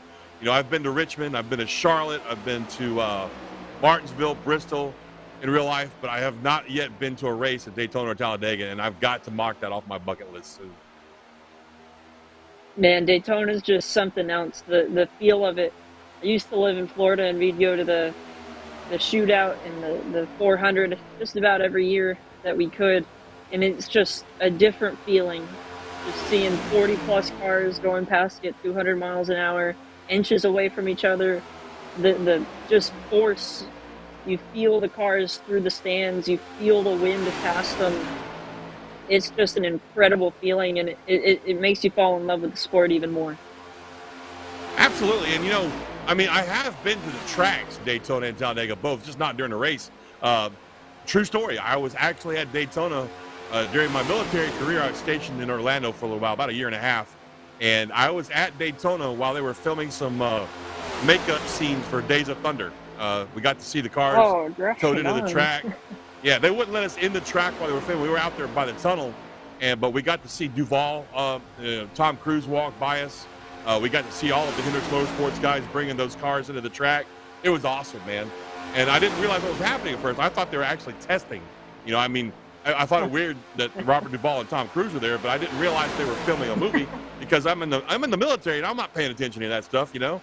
And about 8-9 months later, this movie comes out that just rocked the world as far as NASCAR racing goes. And, you know, I look back now that I have had 20 some odd years experience in racing, and I realize how, I don't know, how do I say this, how silly that movie kind of was, really, and the lack of realism. You know what I mean? Nobody's going to spin around, lose a gear, and then win the race at Daytona. It just doesn't work that way. You know what I'm saying? No. But it was a fun movie to watch. But back to this race, we're down to 23 to go, and we still have not seen that last pit stop yet, Brock.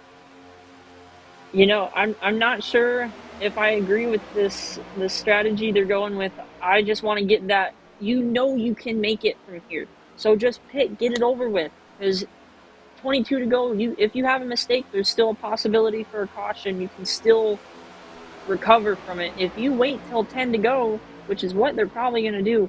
We got a car in the grass, giving him some room, as my family calls it.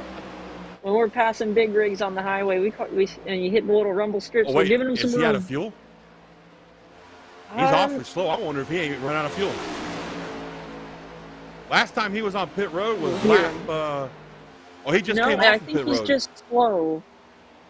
When he just came off pit road, he's that's Chris underpowered, Short. so he's good. Yeah. I think he was trying to let that top 5 get past him, which is a good call by him. If you pit by yourself, you're kind of just running around, so nothing really you can do at that point. Absolutely. Well, yeah, I'm like you though, man. Especially if I'm a spotter of one of these guys that's been out front, like Bart, like Conover. These guys have been out front all night. I'm like, guys, let's just go ahead, get in the pits, get this pit stop over with. I mean, there's only 5 cars on lead lap right now, so.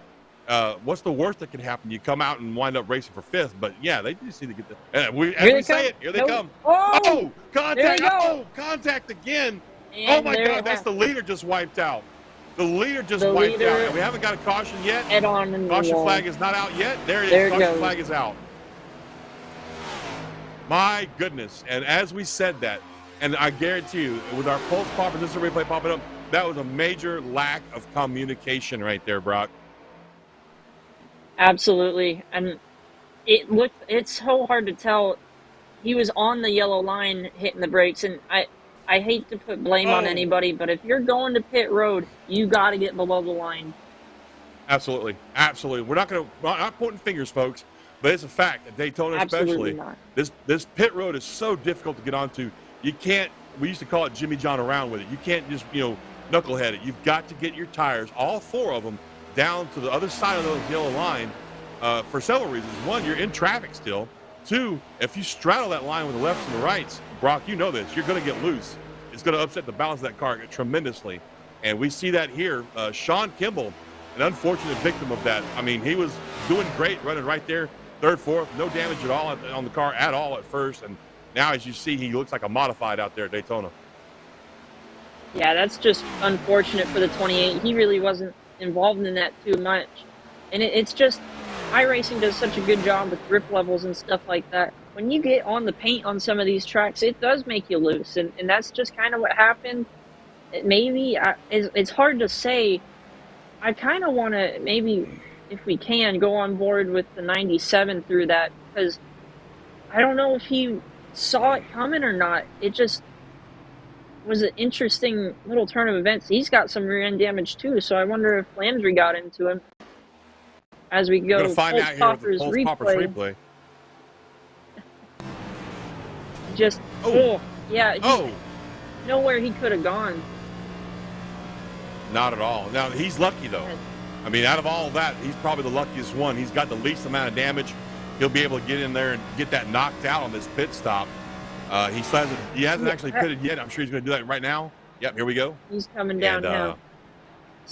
But the luckiest one out of all of it, Brock, is look at that 82 car. Still scratch-free. Clean as a whistle.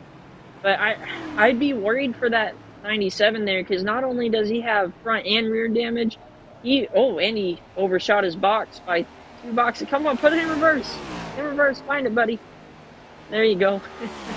It's always a terrible feeling when you overshoot your box, because it feels like the car doesn't want to go in reverse. And then you have to be a complete stop for this car now too.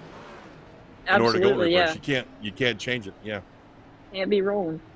I would be worried if he might have some engine damage on that, because that was a pretty hard. It was a square hit, but it was pretty hard.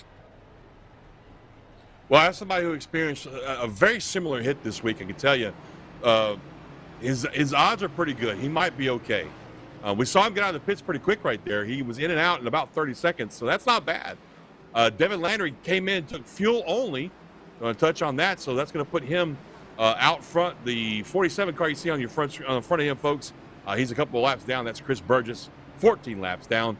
So he's just kind of out there getting one of his laps back. So we talked about it. This guy right here, Devin Landry, Brock, in that 82 car, that car is clean as a whistle. He's got his fuel for the rest of this run. We know he knows how to drive a race car that's loose and out of control, because we've seen him do it. I have seen him do it several times on the short tracks. But where is he going? He must be giving himself. I don't know. Extra He's going to try room. and pass. Yeah, he's trying to pass all these guys. That's what's going on. But I Going thought for to me he the was front. having. Well, now he's going to the back. That's interesting. He might have been looking at the damage for that car in front of him. Yeah, that's if possible. these guys That's are in possible. comms, he might be asking to look at damage, or he knows that we're going to be coming to the green here and he's going to have to pass people. It'll be interesting to see what's going on here. He just wants to be real careful whatever he does. He's one of the few cars on track Absolutely. right now that is damage-free. So, he's probably like, you guys just stay the hell away from me, please. Oh, And man, I mean, this is going to be an interesting restart. Yeah, it's going to be very interesting. We've got a couple guys who have been kind of wild cards. The leader right now, in my opinion, has been the most stable, just driving-wise. So it'll be interesting on how this works. I believe it's hard to see. Yeah, the 8 seems to be clean too. So those top 2 look pretty clean. But then everybody else behind them has some type of damage. Well, look at the 97. Back up there. He got it all banged out pretty good right there, especially that front end. Yeah, that actually looks really good. So we're going to keep our eyes on him as well. That's the 97 of Conover, who was involved in that last incident there. Now, his back end is still showing a little bit of damage, but that's not going to be bad. From personal experience, you can actually finish this race without a back bumper pretty well. I'm just letting you know. The 97 look or who's the up there 37 is also. going to try that. Yeah. 37 doesn't Yeah, have the 37's up there. bumper on that thing. This is going to be a great restart. Here we go, folks. And- Stacked up 2 by 2. And go ahead, Brock. Take them back to green for us, man. All right, pace car coming down. Going to be the final 17 laps of this race. 82 control car David Landry waited all night, and he's on the loud pedal going into the tri-oval. Somebody trying to Kyle Busch start Loud back there. I pedal. think that's the 86 tried for the Kyle Busch start around the outside, and they're already slicing each other's nose off, trying to get to the inside, coming into one. Coming into one, we got 7 cars on the lead lap right now, fighting it out for the win here. Devin Landry, folks. We haven't talked about his name being up front too much tonight. He's been there in the top 5 most. I started 4th, if I'm not mistaken, so he's got the lead right now, Brock. But look on his tail. He's got that 97 car of Brian Conover. Brian's been up there duking it out for the lead for the last 15, 20 laps, if I'm not mistaken. Behind him, we've got Steven Allen in 75. Steven was fast early in the race, got involved in some incidents.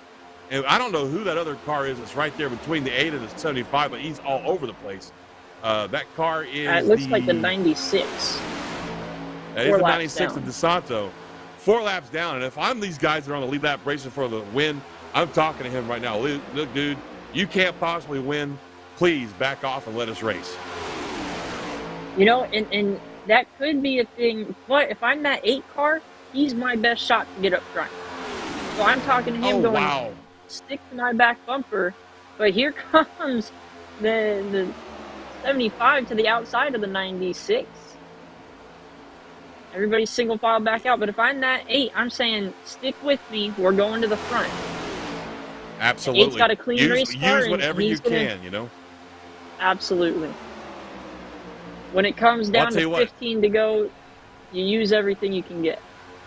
That's it. Make what friends you can, right?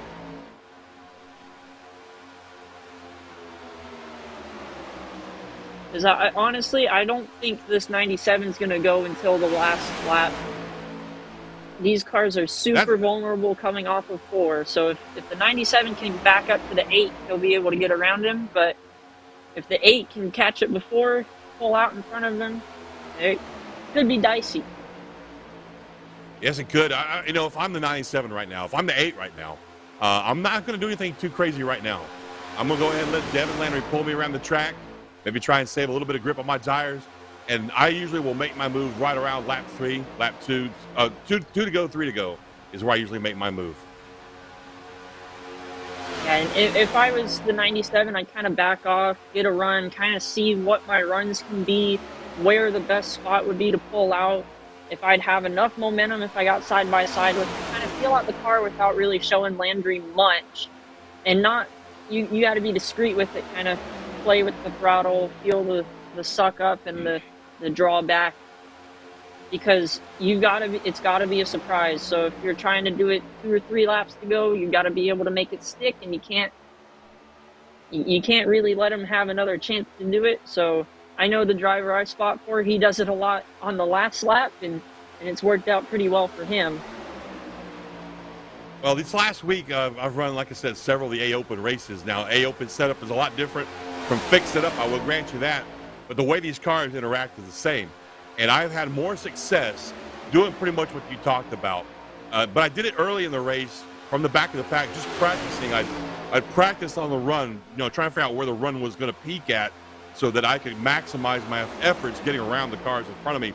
And I actually managed to work it out where I passed up 3 cars one time by myself on exit of 2. I would drop back as we come through the tri-oval, about 2 car lengths, hammer down, let the car suck me up through the turn, use as little input as I could on the steering wheel. That's where that comes important right there.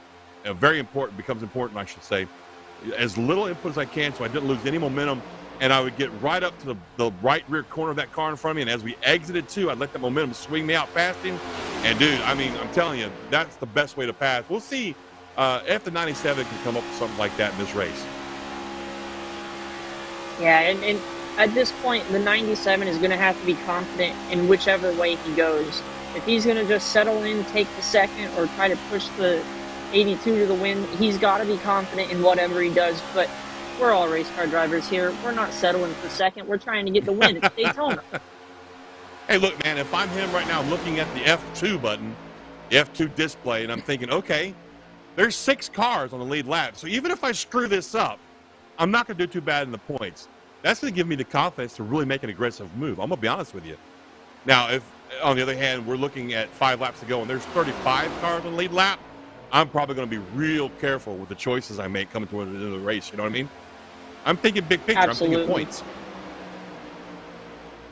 And that's what it comes to. It's Daytona. Everybody wants to win at Daytona, but at the end of the day, Daytona's only one race. You got a whole season that you've got to prepare Exactly. for and make sure you are in a position to win the championship. Because, hey, man, winning Daytona is great, but there are drivers that have won Daytona but never won a championship. And Exactly. Dale you Earnhardt Jr. guys is a can prime be example the judges of of that. that. You know, I'm Absolutely. not taking anything away from Junior. He was my favorite driver while he was still racing. But the guy, you know, he did something his dad couldn't do. He won 2 Daytona 500s, but never brought home the championship, you know? So how do I say this? This race is hugely important in real life because of the stature of it being the Daytona 500. But big picture speaking, it's the first race of 30. Well, I guess now we have 28 races on the season, but you get my point. It's the first race of a long season. So you really got to weigh those. And that's what I'm looking at, you know, with Brian Conover and the guys behind him. How aggressive do they want to be? We've only got 5 cars left on lead lap now. So, you know, that in my mind, and this is just me speaking, it's my personal opinion, but if I see my F2 button and I see, oh, okay, we've only got 5 cars on lead lap, watch this. I'm going to be really aggressive on that. Wait a minute. Well, where did Treadwell go? Did Treadwell wreck? He was up there. Now he's gone.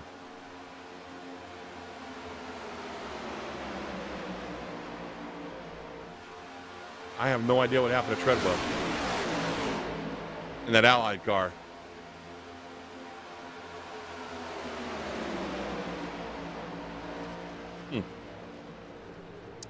There he is. He's just really slow all of a sudden. I don't know if he got out of shape or what. He was right up there with the lead pack, wasn't he, Brock, when we went green?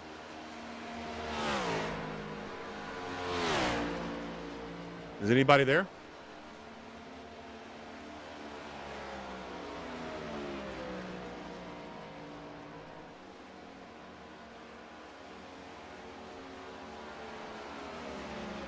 Okay, Brock, you still there, buddy?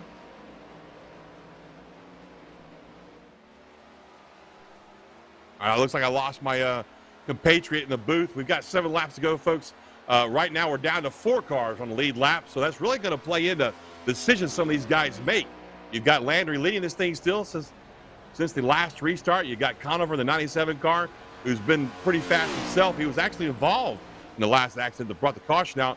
He was able to get the damage knocked out. He's still real fast. Behind him, you got Kinnison in that 8 car, and then finally you've got Allen in the 75 car, that black and gray DuPont car we're looking at. And we've got the camera right now on the Ally car, the 48 of Brian Treadwell. Brian was up there with these guys at first, but as you see right now, he's got some substantial damage on the nose of that car. That's going to take him out of the picture for the win as we cross the line with 6 to go now up front. Still, just some mind games being played, folks. Oh, I hear that my friend Brock is back. Good. I was getting nervous. You there, Brock?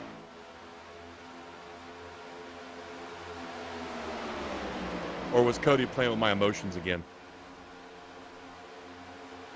Come on back, Brock. You can do it.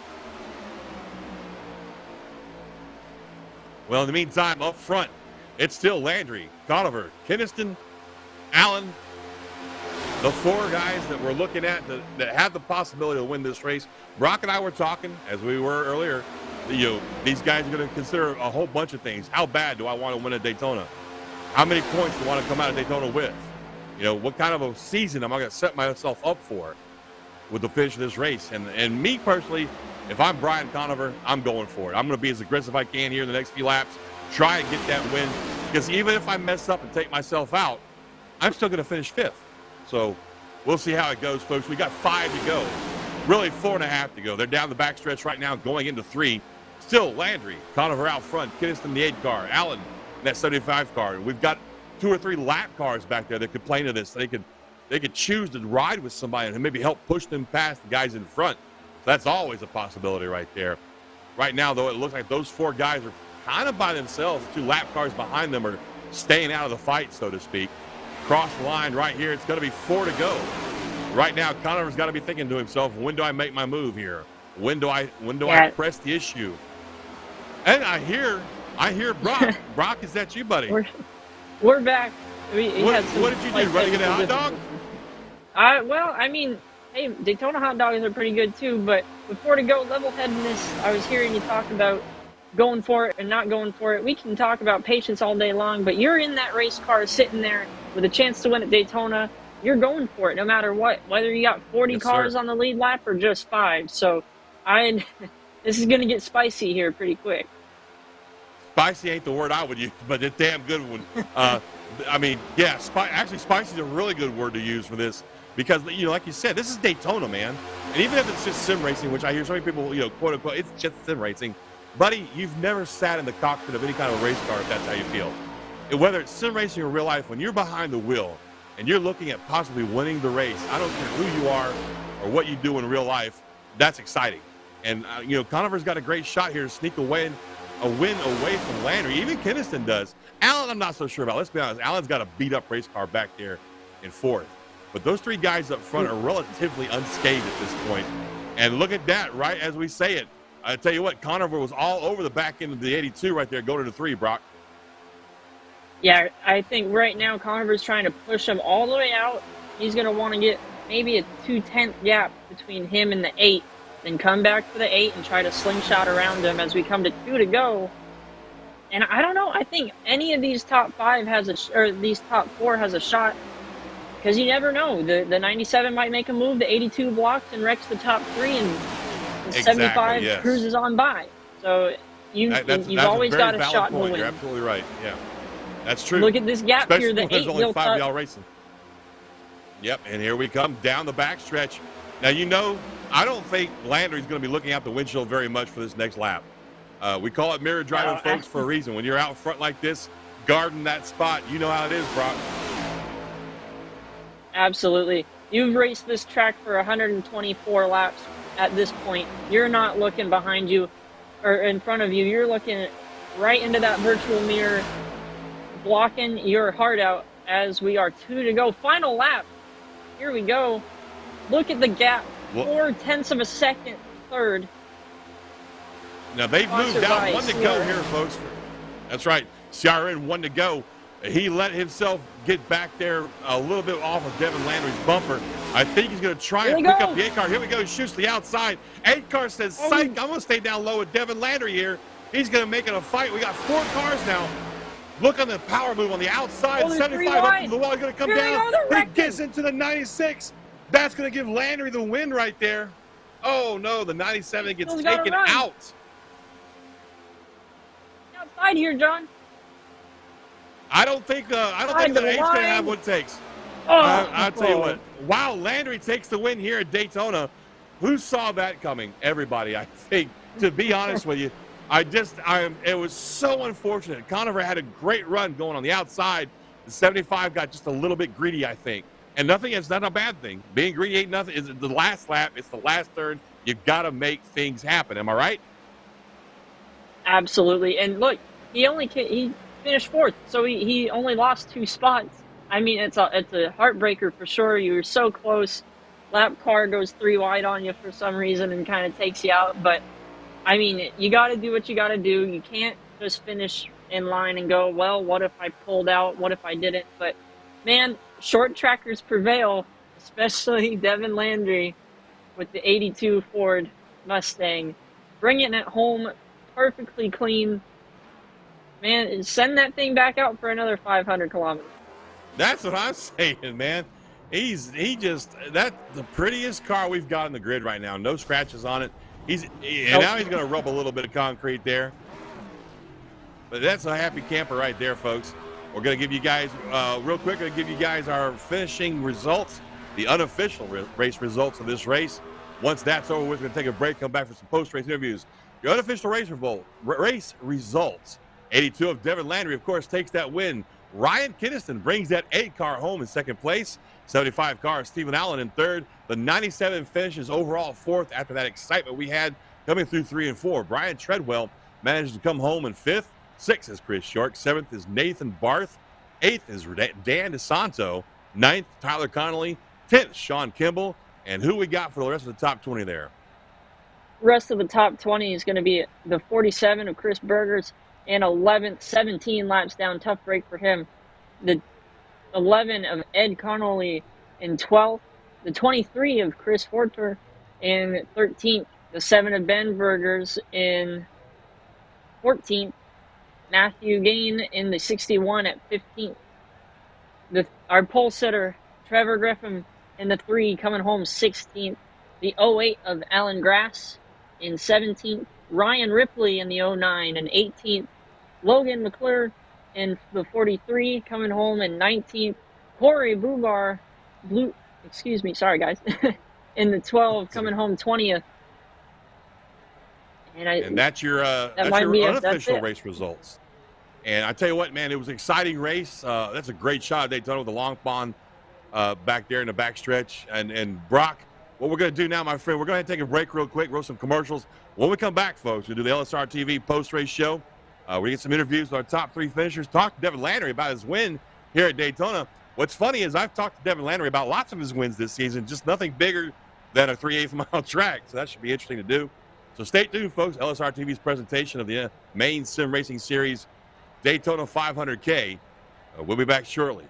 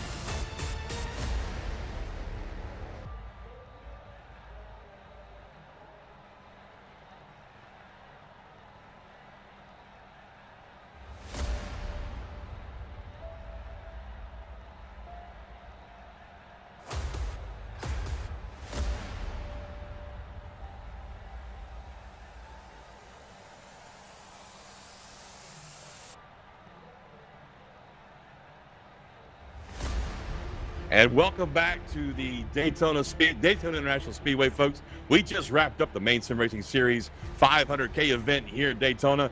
It was not boring, I will say that. We didn't have a bajillion wrecks. I will also say that. It wasn't some A-Open BS, but it was a great race. And in the end, a not unfamiliar name wound up in victory circle. Devin Landry brings home the win in the 82 Ford Mustang. And I'll tell you what, this is not my first time talking to Devin in victory lane, but it is the first time I've caught him in a 2.5 mile track. Devin, buddy, are you there? Yeah, I'm just trying to keep the echo down. Yeah, copy that, brother. Congratulations on a fantastic and well-played win. Brock and I were talking during the broadcast that it was amazing to see your car scratch-free so far into this race, and Brock actually called it. Brock had you for the winner just because knowing that you're a short-track racer with the throttle control and the great car control, which these cars require, this next-gen car, he picked you for the win pretty early on. Congratulations, my friend. Talk to me about your win. Well, so we had I had the strategy all planned out. If we didn't get a yellow in between that run, we would have just had a green flag stop and pitted, and all 5 of us would have came out together.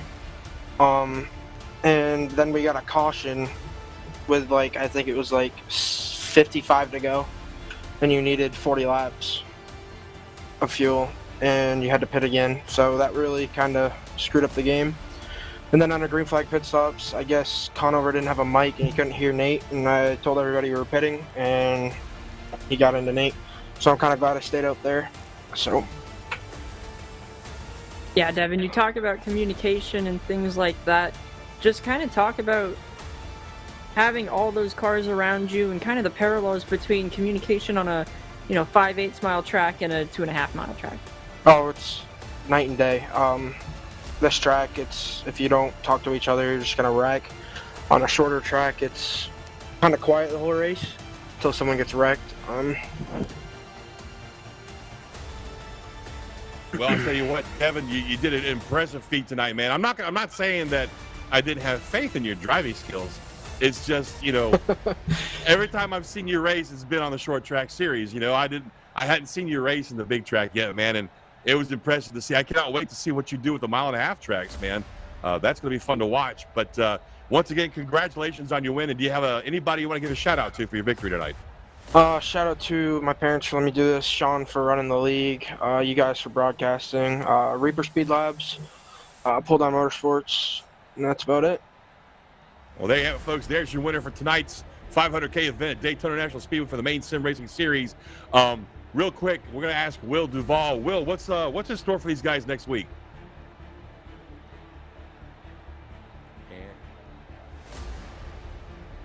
My apologies on that. I misunderstood that. Well, I'm not real sure where we're going next week, to be honest with you folks, because I'm not really usually a part of this broadcast. But I can guarantee you this. Wherever these guys wind up next week is going to be a great race. Make sure you tune in to LSRTV South Boston Speedway. Wow, what a difference right there, man. Going from the big track, 2.5 miles, Daytona International Speedway to South Boston. That's going to be a fun race to watch. Make sure you tune in next weekend, same time, same bat channel, SRTV Productions. For myself, Brock Packard, Cody Wooten down in the trailer, giving you guys the fantastic images you saw tonight. My name's John Mushroom Jr. for LSRTV. Y'all have a great night. God bless.